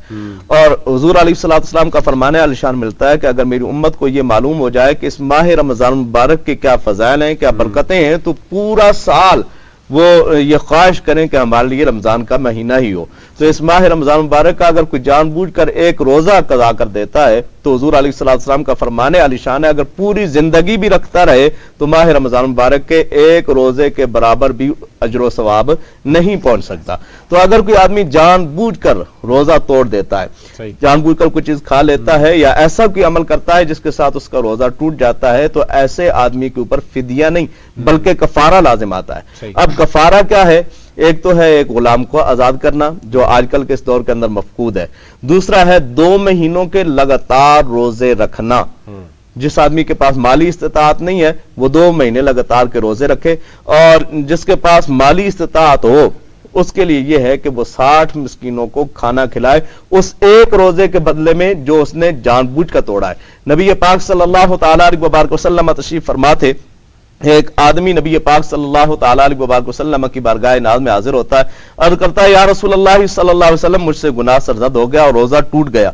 तो आका अलैहिस्सलातु वस्सलाम ने फरमाया, तेरे पास कोई गुलाम है तू उसे आजाद कर सके? उसने अर्ज की, या रसूलल्लाह नहीं। फिर नबी पाक सल्लल्लाहु तआला अलैहि वसल्लम ने फरमाया, 2 महीने लगातार रोजे रख सकता है? उसने अर्ज की, या रसूलल्लाह एक दिन का बड़ी मुश्किल हो गया, आप 2 महीनों की फरमा रहे हैं। फिर नबी पाक सल्लल्लाहु तआला अलैहि वसल्लम ने फरमाया, अच्छा 60 मिस्कीनों को खाना खिला सकता है? उसने अर्ज की, या रसूलल्लाह सल्लल्लाहु अलैहि वसल्लम मैं बहुत गरीब हूं, नादार हूं, मैं नहीं खिला सकता। हुजूर अलैहि वसल्लम ने फरमाया, बैठ जाओ। इतने में एक आदमी आया खजूरों का टोकरा लिए हुए, और हुजूर अलैहि वसल्लम की बारगाह नाज़ में वो खजूरों का टोकरा पेश करता है। आका अलैहि वसल्लम ने पूछा, वो कहां है? ऐन साइल, वो सवाल जो कर रहा था वो कहां है? तो वो आदमी खड़ा होता है, कहता है, या रसूलल्लाह मैं हूं। आका अलैहि वसल्लम ने फरमाया, ये खजूरों का टोकरा उठाओ, मदीने के फकीरों में बांटो, तुम्हारा कफारा अदा हो जाएगा। उसने अर्ज की, या रसूलल्लाह मदीनातुल मुनव्वरा में मुझसे ज्यादा कोई फकीर है ही नहीं। हुजूर अलैहि वसल्लम मुस्कुराए और मुस्कुरा कर आका अलैहि वसल्लम ने फरमाया, जाओ आप खुद भी खाओ, घर वालों को भी खिलाओ, तुम्हारा कफारा अदा हो जाएगा। माशाल्लाह माशाल्लाह। बिल्कुल, यानी ये एक तो ये क्योंकि बहुत से अवाम के दरमियान ये सवाल जरूर था, एक तो डिफरेंसेस कि क्या फिदिया कफारा क्या होता है, फिर ज़कात, फिर खैरात, ये कुछ चीज़ें हम चाह रहे थे कि अवाम तक पहुँचे। दोबारा मुफ्ती साहब आपकी तरफ आएंगे। डॉक्टर साहब, इस वक्त जो जामियात में जो काम होना चाहिए, ज़ाहिर मुल्क इस वक्त मुश्किल तरीन जो मईशत की दरपेश चैलेंजेस हैं उसमें तो मौजूद है, तो हमारे यहाँ जामियात के अंदर तो रिसर्च होनी चाहिए थी, तमाम मसाइल का हल होना चाहिए था। जो हमारे यहाँ इस वक्त जो रिसर्च हो रही है उस पर बहुत काम होना चाहिए था। क्या समझते हैं कि इस वक्त हमारे जामियात जो है वो कहाँ खड़ी हैं? जी, ये 2000 की पहली जो दहाई है اس سے ہائر ایجوکیشن کمیشن کے تحت تحقیق کا کام شروع ہوا ہے اور وہ قابل ستائش ہے. لیکن جیسے جیسے آگے بڑھ رہا ہے تو اس میں کمیاں ہیں، انہیں پورا ہونا چاہیے. سب سے پہلے تو یہ کہ تحقیق ہے کیا. یہ کائنات ابھی ناتمام ہے شاید کہ آ رہی ہے دمادم صدائے کن فیکون. یہ کائنات فارمیٹیو سٹیجز میں ہے، تعمیر میں ہے مسلسل، اور یہ تعمیر کا عمل انسانی ذہن کے ذریعے بھی بہت سا ہوتا ہے، بلکہ زیادہ تر اللہ تعالیٰ نے انسانی ذہن کے ذریعے ہی اس کی تعمیر کا عمل جاری رکھا ہوا ہے. اللہ تعالیٰ نے اپنی صفات کی جھلک انسان میں رکھی ہے، عکس رکھا ہے. ان میں سے ایک قوت تخلیق ہے، وہ مرکز تخلیق ہے. اس تخلیقی قوت کی جھلک انسان میں بھی رکھی ہے. انسان کا ذہن بھی تخلیق کرتا ہے، تو اسے تخلیق کرنا ہے. دور عروج میں یہ تخلیقی عمل اجتماعی طور پر تھا اور ہوتا ہے، لیکن دور غلامی میں یہ صلاحیتیں شال ہو جاتی ہیں، دور زوال میں یہ شال ہے. ہم دور عروج میں تبدیلیوں کے رہنما تھے، ہم نے تبدیلیاں تخلیق کی، متعارف کرائیں. لیکن اب دور زوال ہے، وہی نوآبادیاتی نظام کے بعد جسے ابھی ہم سامراجی اور استعماری گرفت سے نکلے نہیں ہیں، تو اس میں یہ تخلیقی عمل رکا ہے ایک طرح سے. اب ہم نے تخلیق تو کیا کرنی ہے، تبدیلیاں، جو تبدیلیاں واقع ہو رہی ہیں دنیا میں ان کے بھی ساتھ چلنے کی صلاحیت نہیں رکھتے. ہم بھاگ بھاگ کے اس کے ساتھ چلتے ہیں، صرف کوشش کرتے ہیں. جو کچھ انہوں نے یورپ نے تخلیق کیا ہے اس کے ساتھ چلنے کی کوشش کرتے ہیں. جبکہ تخلیق اور تحقیق یہ ہے کہ جو چیز وجود ہی نہیں رکھتی، پہلا درجہ تو تحقیق کا یہ ہے کہ اس دنیا میں جس چیز کا وجود نہیں ہے اس کے بارے میں آپ سوچیں اور وہ ایک نئی تخلیق، ایک نئی چیز دنیا کو دیں. جیسے ابھی سائنس کی دنیا میں انٹرنیٹ یہ اور جتنے ایپس ہیں، یہ تصور تھا ہی نہیں. تو یہ چیزیں وجود نہیں رکھتی تھیں، تو انسانوں نے سوچ کے انہیں تخلیق کیا. دوسرا درجہ یہ ہے کہ ان تخلیقات کے نتیجے میں، ان تبدیلیوں کے نتیجے میں جو نئے تقاضے ابھرتے ہیں ان کا ادراک کرنا اور ان کو پورا کرنا، وہ مسنگ لنک فراہم کرنا. اور تقاضے جیسے میں نے ابھی کہا کہ یہ قانون قدرت ہے، یہ نظام چلتا ہے، کل یومن ہوا فی شأن، وہ ہر روز نئی شان سے ظہور پذیر ہوتا ہے. یہ پہلے میں نے بات کرنی تھی. تو وہ نئی شان جو انسانی ذہن کے ذریعے سے وہ اللہ تعالیٰ دنیا میں انٹروڈیوس کرواتے ہیں. اور والعصر کا جو مفہوم ہے اس میں بھی اسی بات کی تاکید ہے. والعصر کا مفہوم مولانا عبید اللہ سندھی فرماتے ہیں کہ یہ صرف یہ نہیں ہے کہ ہم عصر کی نماز کی قسم ہے یا زمانے کی قسم ہے، اس میں compatibility with the changing Times, بدلتے ہوئے دور کے تقاضوں کے ساتھ مطابقت اختیار کرنے کی تلقین ہے. وہ اشارہ ہے. اچھا، جیسے کامران ہمارے ساتھ موجود ہیں، میں تھوڑی سی بات کروں تو وہ ہم نے اس تقاضے کو پورا کرنا ہے. تو جو تبدیلیاں آ گئی ہیں ہم نے دیکھنا ہے، تحقیق کے جو موضوعات ہیں ہمارے ریسرچر یونیورسٹیوں میں جو کر رہے ہیں اور جو ان کے سپروائزر نگران تحقیق ہیں، ان کی ذمہ داری ہے دیکھیں کہ تحقیق کے موضوعات ہیں کیا. وہ کوئی مسنگ لنک کو ملا رہے ہیں، کوئی ایسا کڑی ملا رہے ہیں جو نہیں ہے، یہ کاپی پیسٹ کر رہے ہیں یا کاپی پیسٹ کر رہے ہیں. وہ ہر موضوع ایسا ہونا چاہیے، وہ سائنسی ہو یا انسانی علوم میں سے ہو، کہ آپ جو نئے دور کے تقاضے ہیں ان کو کوئی تحقیق کتنا پورا کر رہی ہے. پھر ایک صورت یہ ہوتی ہے، یہ دوسرا درجہ تھا. تیسرا یہ ہے کہ جو چل رہا ہے، جو پھر ہم نے تقاضے پورے کرنے کی کوشش کی ہے، جو ہم نے اقدامات کیے ہیں، ان کو دیکھنا کہ یہ نتائج دے رہے ہیں. اگر نہیں دے رہے تو پھر کہاں خرابی ہے، کہاں ناکامی ہے، تو اس کو پورا کرنا. تو یہ اس طرح کسی نہ کسی درجے میں تو ہماری تحقیق ہو. بالکل سائنسی علوم میں تو نیچرل سائنسز جو ہیں وہ ان کے ماہرین زیادہ بتا سکتے ہیں. میں جو انسانی علوم ہیں اس میں دیکھتا ہوں کہ یہ کمی بہت شدت سے ہے کہ ہم یورپی مفکرین کا ایک خیال لیتے ہیں، اس کے گرد گھومتے ہوئے اس کی تشریح کر دیتے ہیں، اس کو اپلائی کرتے ہیں. اپنا ذہن ہے ہی نہیں، اپنا ذہن ہے ہی نہیں. اور سب سے پہلے مجھے نگران تحقیق جو ہیں، جو سپروائزرز ہیں، ان سے شکایت ہے. پہلا سوال یہ کرتے ہیں اپنے طالب علم سے جو تحقیق کر رہا ہے، ریسرچ، کہ تھیوری کون سی لگائی ہے. اور وہ تھیوری ہوتی ہے، وہ یورپی مفکرین ہوتے ہیں، ان کا ایک خیال لے کے اس کو ہی جڑ دیتے ہیں کسی شعبے پہ اور किताब लिख देते हैं। यही उससे डॉक्टर मिट्टी झाड़ने वाला भी कोई नहीं होगा एक्चुअली लाइब्रेरी मैं में। डॉक्टर साहब से यही पूछना चाह रही थी कि जैसे अब हमारे पास आईटी एक्सपर्ट्स मौजूद हैं, नई फील्ड्स आ रही हैं, नौजवानों को उस तरफ राग़िब किया जा रहा है। आपकी बात से ही कि नए दौर के तकाजे और नई क्या चीज़ें उभर कर सामने आ रही हैं, उनको मद्देनज़र रखते हुए क्या आप समझते हैं कि हमारे तालीमी निज़ाम का भी इसको हिस्सा बहुत शुरू से ही होना चाहिए, ताकि जब आप बढ़ें तो एक तालीम भी आपके साथ चले, और दूसरा क्योंकि अमूमी तौर पर अच्छी तालीम का मकसद अच्छी मुलाजमतें और अच्छा कमाना होता है, लेकिन अगर हम तरबियत भी ना करें उसमें और सिर्फ कमाने की तरफ निकल जाएं तो मुआशरा उससे बड़ा मुतासिर होगा। तो कहाँ आप समझते हैं कि बच्चों की तालीम और तरबियत में इन दोनों चीज़ों का अब इम्तजाज ज़रूरी हो गया है? बिल्कुल ज़रूरी है, ये अब नहीं, शुरू से ज़रूरी था। जब से ये रियासत वजूद में आई, निज़ाम तालीम बनाने के जो ज़िम्मेदार थे उनको ये ख्याल रखना था, एक निज़ाम बनाना था। कोई बाकायदा निज़ाम नहीं बनाया गया, कोई असास इसको फराहम की नहीं गई, लिहाजा वो आज़ादाना तौर पर तालिब इल्म ज्वाइन करता है तालीम, और उसके पेश नज़र मैंने पहले भी जिक्र किया कि इनफरादियत होती है कि मैंने कमाना कैसे और फैमिली कैसे। ये तरबियत के ये जिम्मेदारी है उनकी जो निज़ाम तालीम बनाते हैं कि वो ऐसा निज़ाम बनाएं और फिर असातिज़ा की तरबियत ऐसी हो।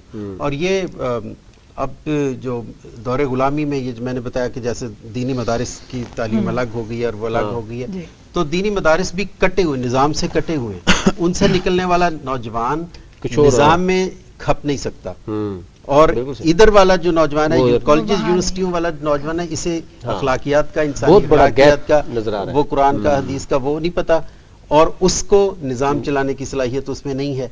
तो ये एक गैप है। तो दोनों को अपनी जिम्मेदारी पूरी करनी चाहिए, उनको भी वक्त के तकाज़ों के साथ मिलना चाहिए। जब निज़ाम आ जाएगा फिर तो ये दोनों चीज़ें उसी तरह मिल जानी चाहिए, बिल्कुल जैसे आइडियल होता है। बिल्कुल डॉक्टर साहब, क्योंकि आप कौमी इदारा सेहत में एलर्जी के मामला को ज़्यादा देखते रहे, आपकी एक्सपर्टीज़ भी हैं, इस वक्त हमारे देखने वालों को, सुनने वालों को बताएंगे कि किस किस तरह की एलर्जीज़ मौजूद है और उसका फ़िलहाल तरीक़ाकार क्या है, यानी उसको किस तरीके से ठीक किया जा सकता है, यानी खाने पीने के क्या इस्तेमाल हो सकता है, और उसके अलावा मेडिसिन कौन कौन से तरीक़ाकार राइज है इस वक्त पाकिस्तान में? बेसिकली जो है आपने एलर्जी के मुतल्लिक़ ये अहम सवाल किया, तो पोलन जो है जी वो पाकिस्तान के हर इलाके में जो मुख्तलिफ होती है, ठीक है, तो उसी के हिसाब से जो है ना वो उसके वैक्सीन भी बनती है। एक्सट्रीम लेवल की पाकिस्तान में इस तरह पोलन है जी, पोलन है, डस्ट एलर्जी या बाकी, और डस्ट भी है जी। डस्ट में जो आपके जो है ये जो पुराने कालीन हो गया, इवन मस्जिद में के कालीन हो गया जी, घर की अलमारी हो गया, और हमारे जो है ना जो माशरे में जो एलर्जीज की कितनी किस्में हैं? एक तो पोलन है, मैं आपको बता रहा हूँ जी। फिर वो जो ट्रंक से हम कपड़े निकालते हैं उसमें हाउस डस्ट माइट्स होती है जी, वो भी एरो एलर्जी में आता है जी। ये एक एलर्जी हो गया जी, और ये पोलन से होता है एक एलर्जी हो गई है, जो मिसाल इस्लामाबाद में जंगली शहतूत से होता है, पंजाब में जो है कॉटन से होता है, या वीट के उस भूसे से होता है, या क्लोवर से होता है जी। इसके अलावा जो केमिकल से भी एलर्जी होती है जी, जो फिजा में जो है ना आपके ये कारखानों से जो धुआं निकलता है, और फिर जब हम माशाल्लाह प्लास्टिक फेंकते रहते हैं उनसे भी होता है जी। फिर उसके अलावा ये ऑक्यूपेशनल एक एलर्जी होती है, जो मुख्तलिफ जो है ना ये सुन्नतों में काम करते हैं, उन गरीबों को जो मास्क नहीं मिलती है, ठीक है, स्पेशल मास्क होता है, तो वो नहीं मिलता, उससे भी उनको एलर्जी होती है। और ये माइनिंग वाले जो मिसाल कोयले के माइंस में काम करते हैं उनको भी होता है जी। फिर आप पेशे के लिहाज से आप देखें जी, मतलब जो ज़्यादातर जानवरों के साथ रहते हैं तो वो मास्क नहीं पहनते या वो कपड़ा नहीं उतारते, तो उसके जो बालों से जो है ना वो इंतहाई खतरनाक है। या ये डेयरी फार्म वगैरह में जो मुर्गियों के बाल सबसे डेंजरस है जी। सही है जी। कैसे बचा जा सकता है? यानी उससे बचने के लिए मैंने सबसे बेसिक जो है ना जी, आप मास्क इस्तेमाल करें, तो लोगों को एजुकेट करेंगे, या कम से कम आप मुंह पे कपड़ा रखे काम करें। सही है, ठीक है ना जी। ये जो मुब्तला हो चुके हैं जी, उनके लिए क्या? मुब्तला जो हो चुके हैं जी उनके लिए जो है दवाई की जरूरत है जी। ठीक है जी। अब ये जो वैक्सीनेशन जो है, जो हम वैक्सीन देते हैं या ओरल ड्रॉप देते हैं, वो प्रिवेंटिव मेडिसिन है जी। सही है, यानी आपको जो बॉडी में उस केमिकल के खिलाफ जो आईजी पैदा होता है उसको कम करते हैं जी। ठीक है, और उसका आईजीजी जो है ना वो उसको कहते हैं इम्यूनो बूस्टर। अच्छा, उसको बढ़ा देता है। खुराक और लाइफस्टाइल से भी हम इसको जी मैं उसी की तरफ आ रहा हूँ जी, उसी की तरफ आ रहा हूँ। तो आईजीजी को कहते हैं हम ब्लॉकिंग एजेंट, ठीक है जी। तो वो बढ़ जाती है जी, वो कम हो जाती है। आईजी लेवल जो है ना उसको कहते हैं वो ज्यादा हो जाती है, जिसके आपको ये किसी को सांस की तकलीफ, किसी को नजर जुकाम, किसी को आंख का, किसी को हार्टिकेरिया, ठीक है जी। फिर दूसरी किस्म है जी ये खानों से जी, जिसमें मोस्टली जो है जी ये जो बड़ा गोश्त हो गया, किसी को अंडे से हो गया, ठीक है जी, और ये केमिकल वाले खाने ठीक है, जिसमें आपके बेकरी की चीज़ें हैं मोस्टली, आप है। बर्गर खाते हैं उसमें विटामिन नहीं होती हैं। कई लोगों को ड्राई फ्रूट से भी जी एलर्जी जी मैं अर्ज होती कर है। रहा हूँ, ड्राई फ्रूट से भी होता है, और केमिकल वाली चीज़ें जिसमें केमिकल कोल्ड ड्रिंक्स उसमें केमिकल होते हैं, वो आपके जो है ना इसको कहते हैं ऑक्सीडेंट, यानी आपकी बॉडी के इम्यून सिस्टम को डिस्टर्ब करता है। डिस्टर्ब करेगा तो आपको तो मुताफिर नहीं होगी, तो आप उसमें मुबतला हो जाते हैं कोल्ड ड्रिंक्स वगैरह में जी।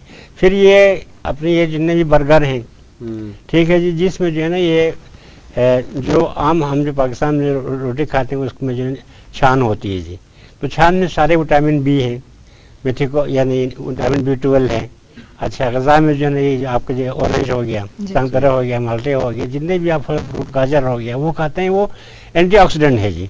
वो खाएंगे तो आपकी क़ुव्वत मुदाफ़ियत बढ़ जाएगी। बिल्कुल सही है, ठीक है जी, मुदाफ़त बढ़ेगी तो जी, ज़ाहिर तो है फिर उसको आपको कम अटैक करेगा। जहाँ तक आप मैंने साहब आपने बात की कि वो ये ड्राई फ्रूट्स है, ड्राई फ्रूट में सबसे डेंजरस जो है पीनट है जी, मूंगफली। सही, ये जो है ना आपको जो है एलर्जी, नज़ला ज़ुकाम भी करता है, सांस की तकलीफ भी करता है, यानी सबसे ज़्यादा बूस्टिंग वाला जो है ना वो खुराक में ये पीनट है जी। अच्छा, मूंगफली खाते हुए, क्योंकि अब मैंने सुना है कई जी। बार जो छोटे बच्चे हैं उनको भी इससे एलर्जी होती जी, है, जी। लेकिन हम खिला देते हैं, हमें अंदाजा नहीं होता। जी, जी। तो क्या सिम्टम्स हैं आप समझते हैं सिम्टम कि जो है अगर ना, ऐसा हो तो हाँ, हमें उसको क्या जो है ना एकदम जो है ना जी मतलब वो फेंट हो सकता है, उसको पसीना आ सकता है, उसको सांस की तकलीफ हो सकता है, उसको नज़ला ज़ुकाम बहुत हो सकता है जी। ठीक है जी, तो ये चीज़ें उसके सिम्टम में आता है। बड़े फायदे हैं इसके, तो फायदे तो हैं, लेकिन जिनको एलर्जी है ना जी, मतलब देखो मैं आपको इससे दवाइयों से भी एलर्जी है।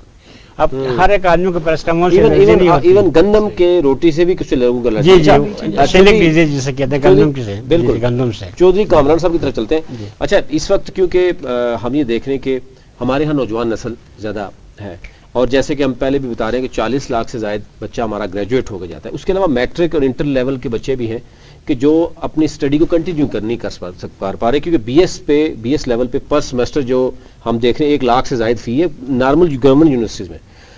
ज़रा पेरेंट्स तो वो अफोर्ड नहीं कर सकते। उन बच्चों के लिए आप क्या समझते हैं कि पाकिस्तान में इस वक्त क्या अपॉर्चुनिटीज़ मौजूद हैं, कितने अरसे में वो सीख सकते हैं, और किस तरह की उनको किस तरफ जाना चाहिए, बजाय इसके कि किसी फ्रॉड के उस चढ़ जाएं या कोई गलत इस पे चढ़ जाएं? उनको करना क्या चाहिए, घर में बैठे कैसे सीख सकते हैं? सबसे मजे का काम 1 रुपया इन्वेस्ट नहीं करना, कुछ भी नहीं करना, सिर्फ YouTube से पहले सीखें दराज पे काम कैसे होता है पाकिस्तान के अंदर।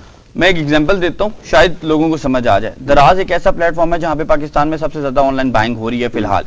आप मार्केट अभी पहले दराज पे जब से आप YouTube पे सीखेंगे आपको पता चल जाएगा प्रोडक्ट हंट कैसे करते हैं, कौन सी चीज ज्यादा बिकती है क्या नहीं। आप मार्केट में जाएं जहां पे वो चीज होलसेल में मिलती है, आप आपने उससे लेनी नहीं है, आप उससे सिर्फ बात करके आ जाओ, यार भाई तुम्हारे पास ये चीज मौजूद है, मुझे जब चाहिए होगी मैं तुमसे ले लूंगा। आप उसका कांटेक्ट नंबर ले लें, आप दराज में आए, उसकी पिक्चर्स लें उस प्रोडक्ट की, आके लिस्टिंग कर दें, आगे लिस्टिंग करके उसको रैंक करें। रैंक जब करेंगे उस पर ऑर्डर आएंगे, जब उस पर ऑर्डर आना शुरू हो जाए आप फिर जितने की वो प्रोडक्ट है घर जाएं, उसके पास जाएं, उससे वो प्रोडक्ट परचेज करें, दराज के उधर जाएं और जाके डिलीवर कर दें। ये मैंने बात की सिर्फ एक प्रोडक्ट की, आप थाउजेंड्स ऑफ प्रोडक्ट इस टाइम लॉन्च कर सकते हैं दराज पे। सर आप राजा बाजार चले जाएं, आप ये कॉलेज रोड चले जाएं, यहाँ पे आपको मिलियंस ऑफ प्रोडक्ट मिलेंगी। और क्या चीज है जो ऑनलाइन दराज पे नहीं मिलती। बहुत सारे ऐसे स्टूडेंट्स हैं जो मेरे पास यहाँ पे काम कर रहे हैं। उसामा मरवत है जो दराज के एक्सपर्ट है, अपना काम कर रहा है, अपने घर बैठ के हजारों रुपए कमा रहा है और विदाउट एनी इन्वेस्टमेंट। नहीं, अभी जो है आपको क्या लग रहा है कि जो एक पाकिस्तान में माशी इससे चैलेंज भी है, उसमें से बच्चों को यानी किस लेवल के बच्चे को आना चाहिए वैसे इसमें? मेरे ख्याल से अच्छा इसमें कोई मुश्किल नहीं है। अगर अच्छा सबसे बड़ा कॉन्सेप्ट दो कॉन्सेप्ट है, बेसिक मैं चीज आपको बता रहा हूँ। लोग समझते हैं जी ये कोई प्रोग्रामिंग है, इसमें कोई ऐसा कुछ है कि यार मुझे समझ नहीं आएगा। जिस इंसान को इंग्लिश पढ़नी आती है, जिस इंसान को लैपटॉप यूज करना आता है, वो ये काम कर सकता है। वो क्लास 6 का बच्चा भी है, वो क्लास 8 का बच्चा भी है, वो क्लास 10 का बच्चा भी है।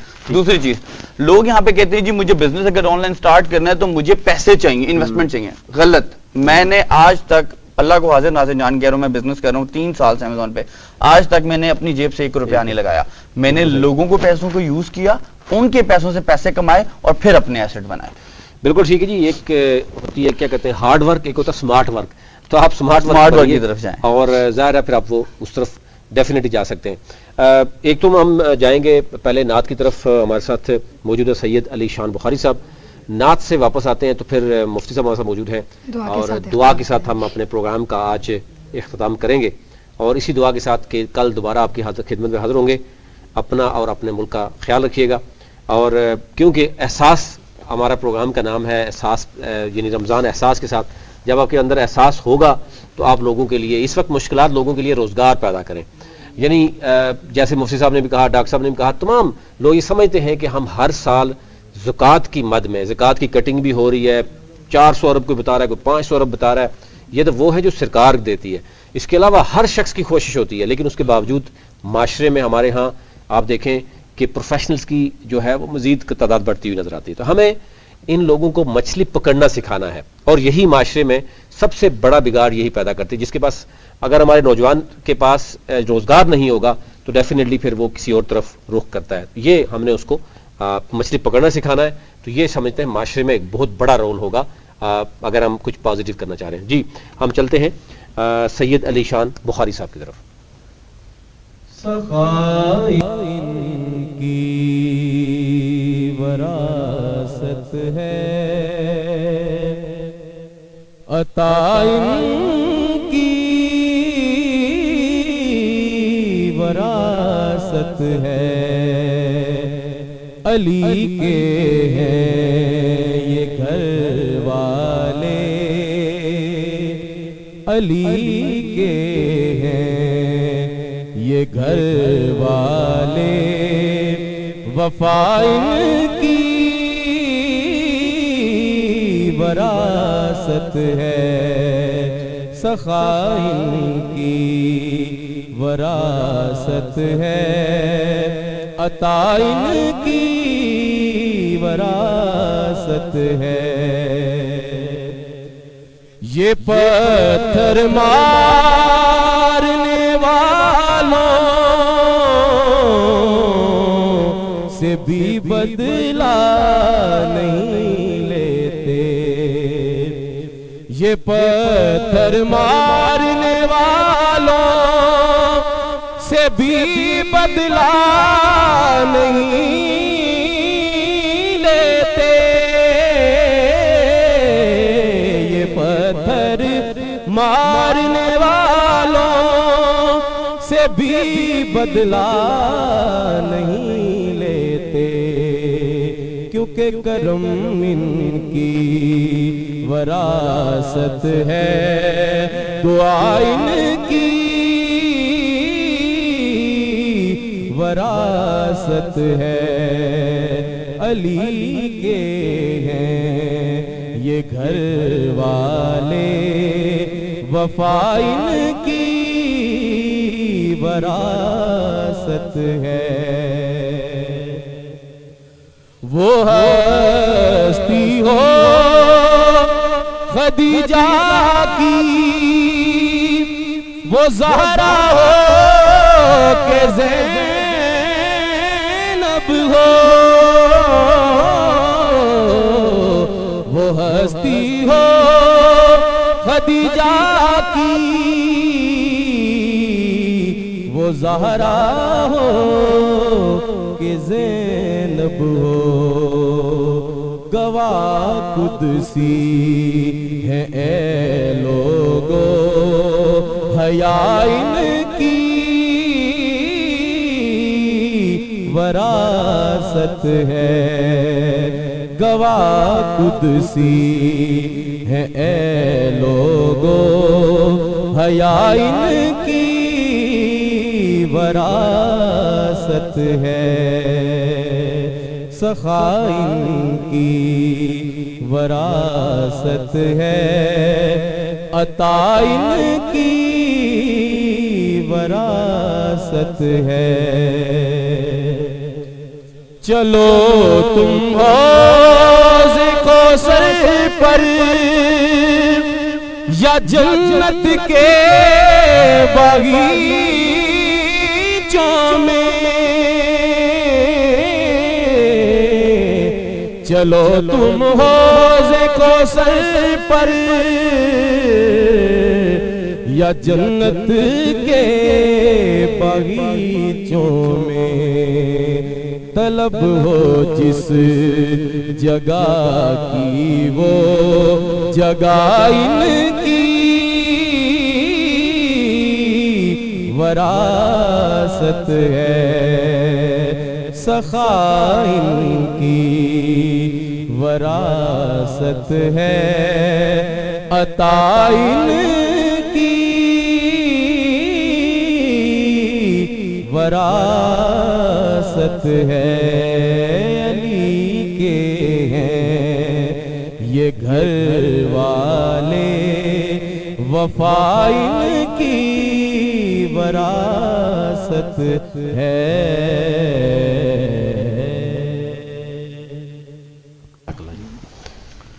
دعا کے لیے مفتی صاحب۔ دعا کے لیے آمین۔ الحمدللہ رب العالمین والعاقبۃ للمتقین والصلاۃ والسلام علی سید الانبیاء والمرسلین وعلی آلہ واصحابہ اجمعین۔ ربنا تقبل منا انک انت السمیع العلیم وتب علینا انک انت التواب الرحیم۔ الہ عالمین، ماہ رمضان مبارک کی ان بابرکت ساعتوں کے طفیل، الہ عالمین جتنے بھی 7 نیوز کے دیکھنے والے اور جتنا عملہ ہے، الہ عالمین ملک پاکستان اور پورے عالم اسلام کے رہنے والے مسلمانوں کی خیر فرما۔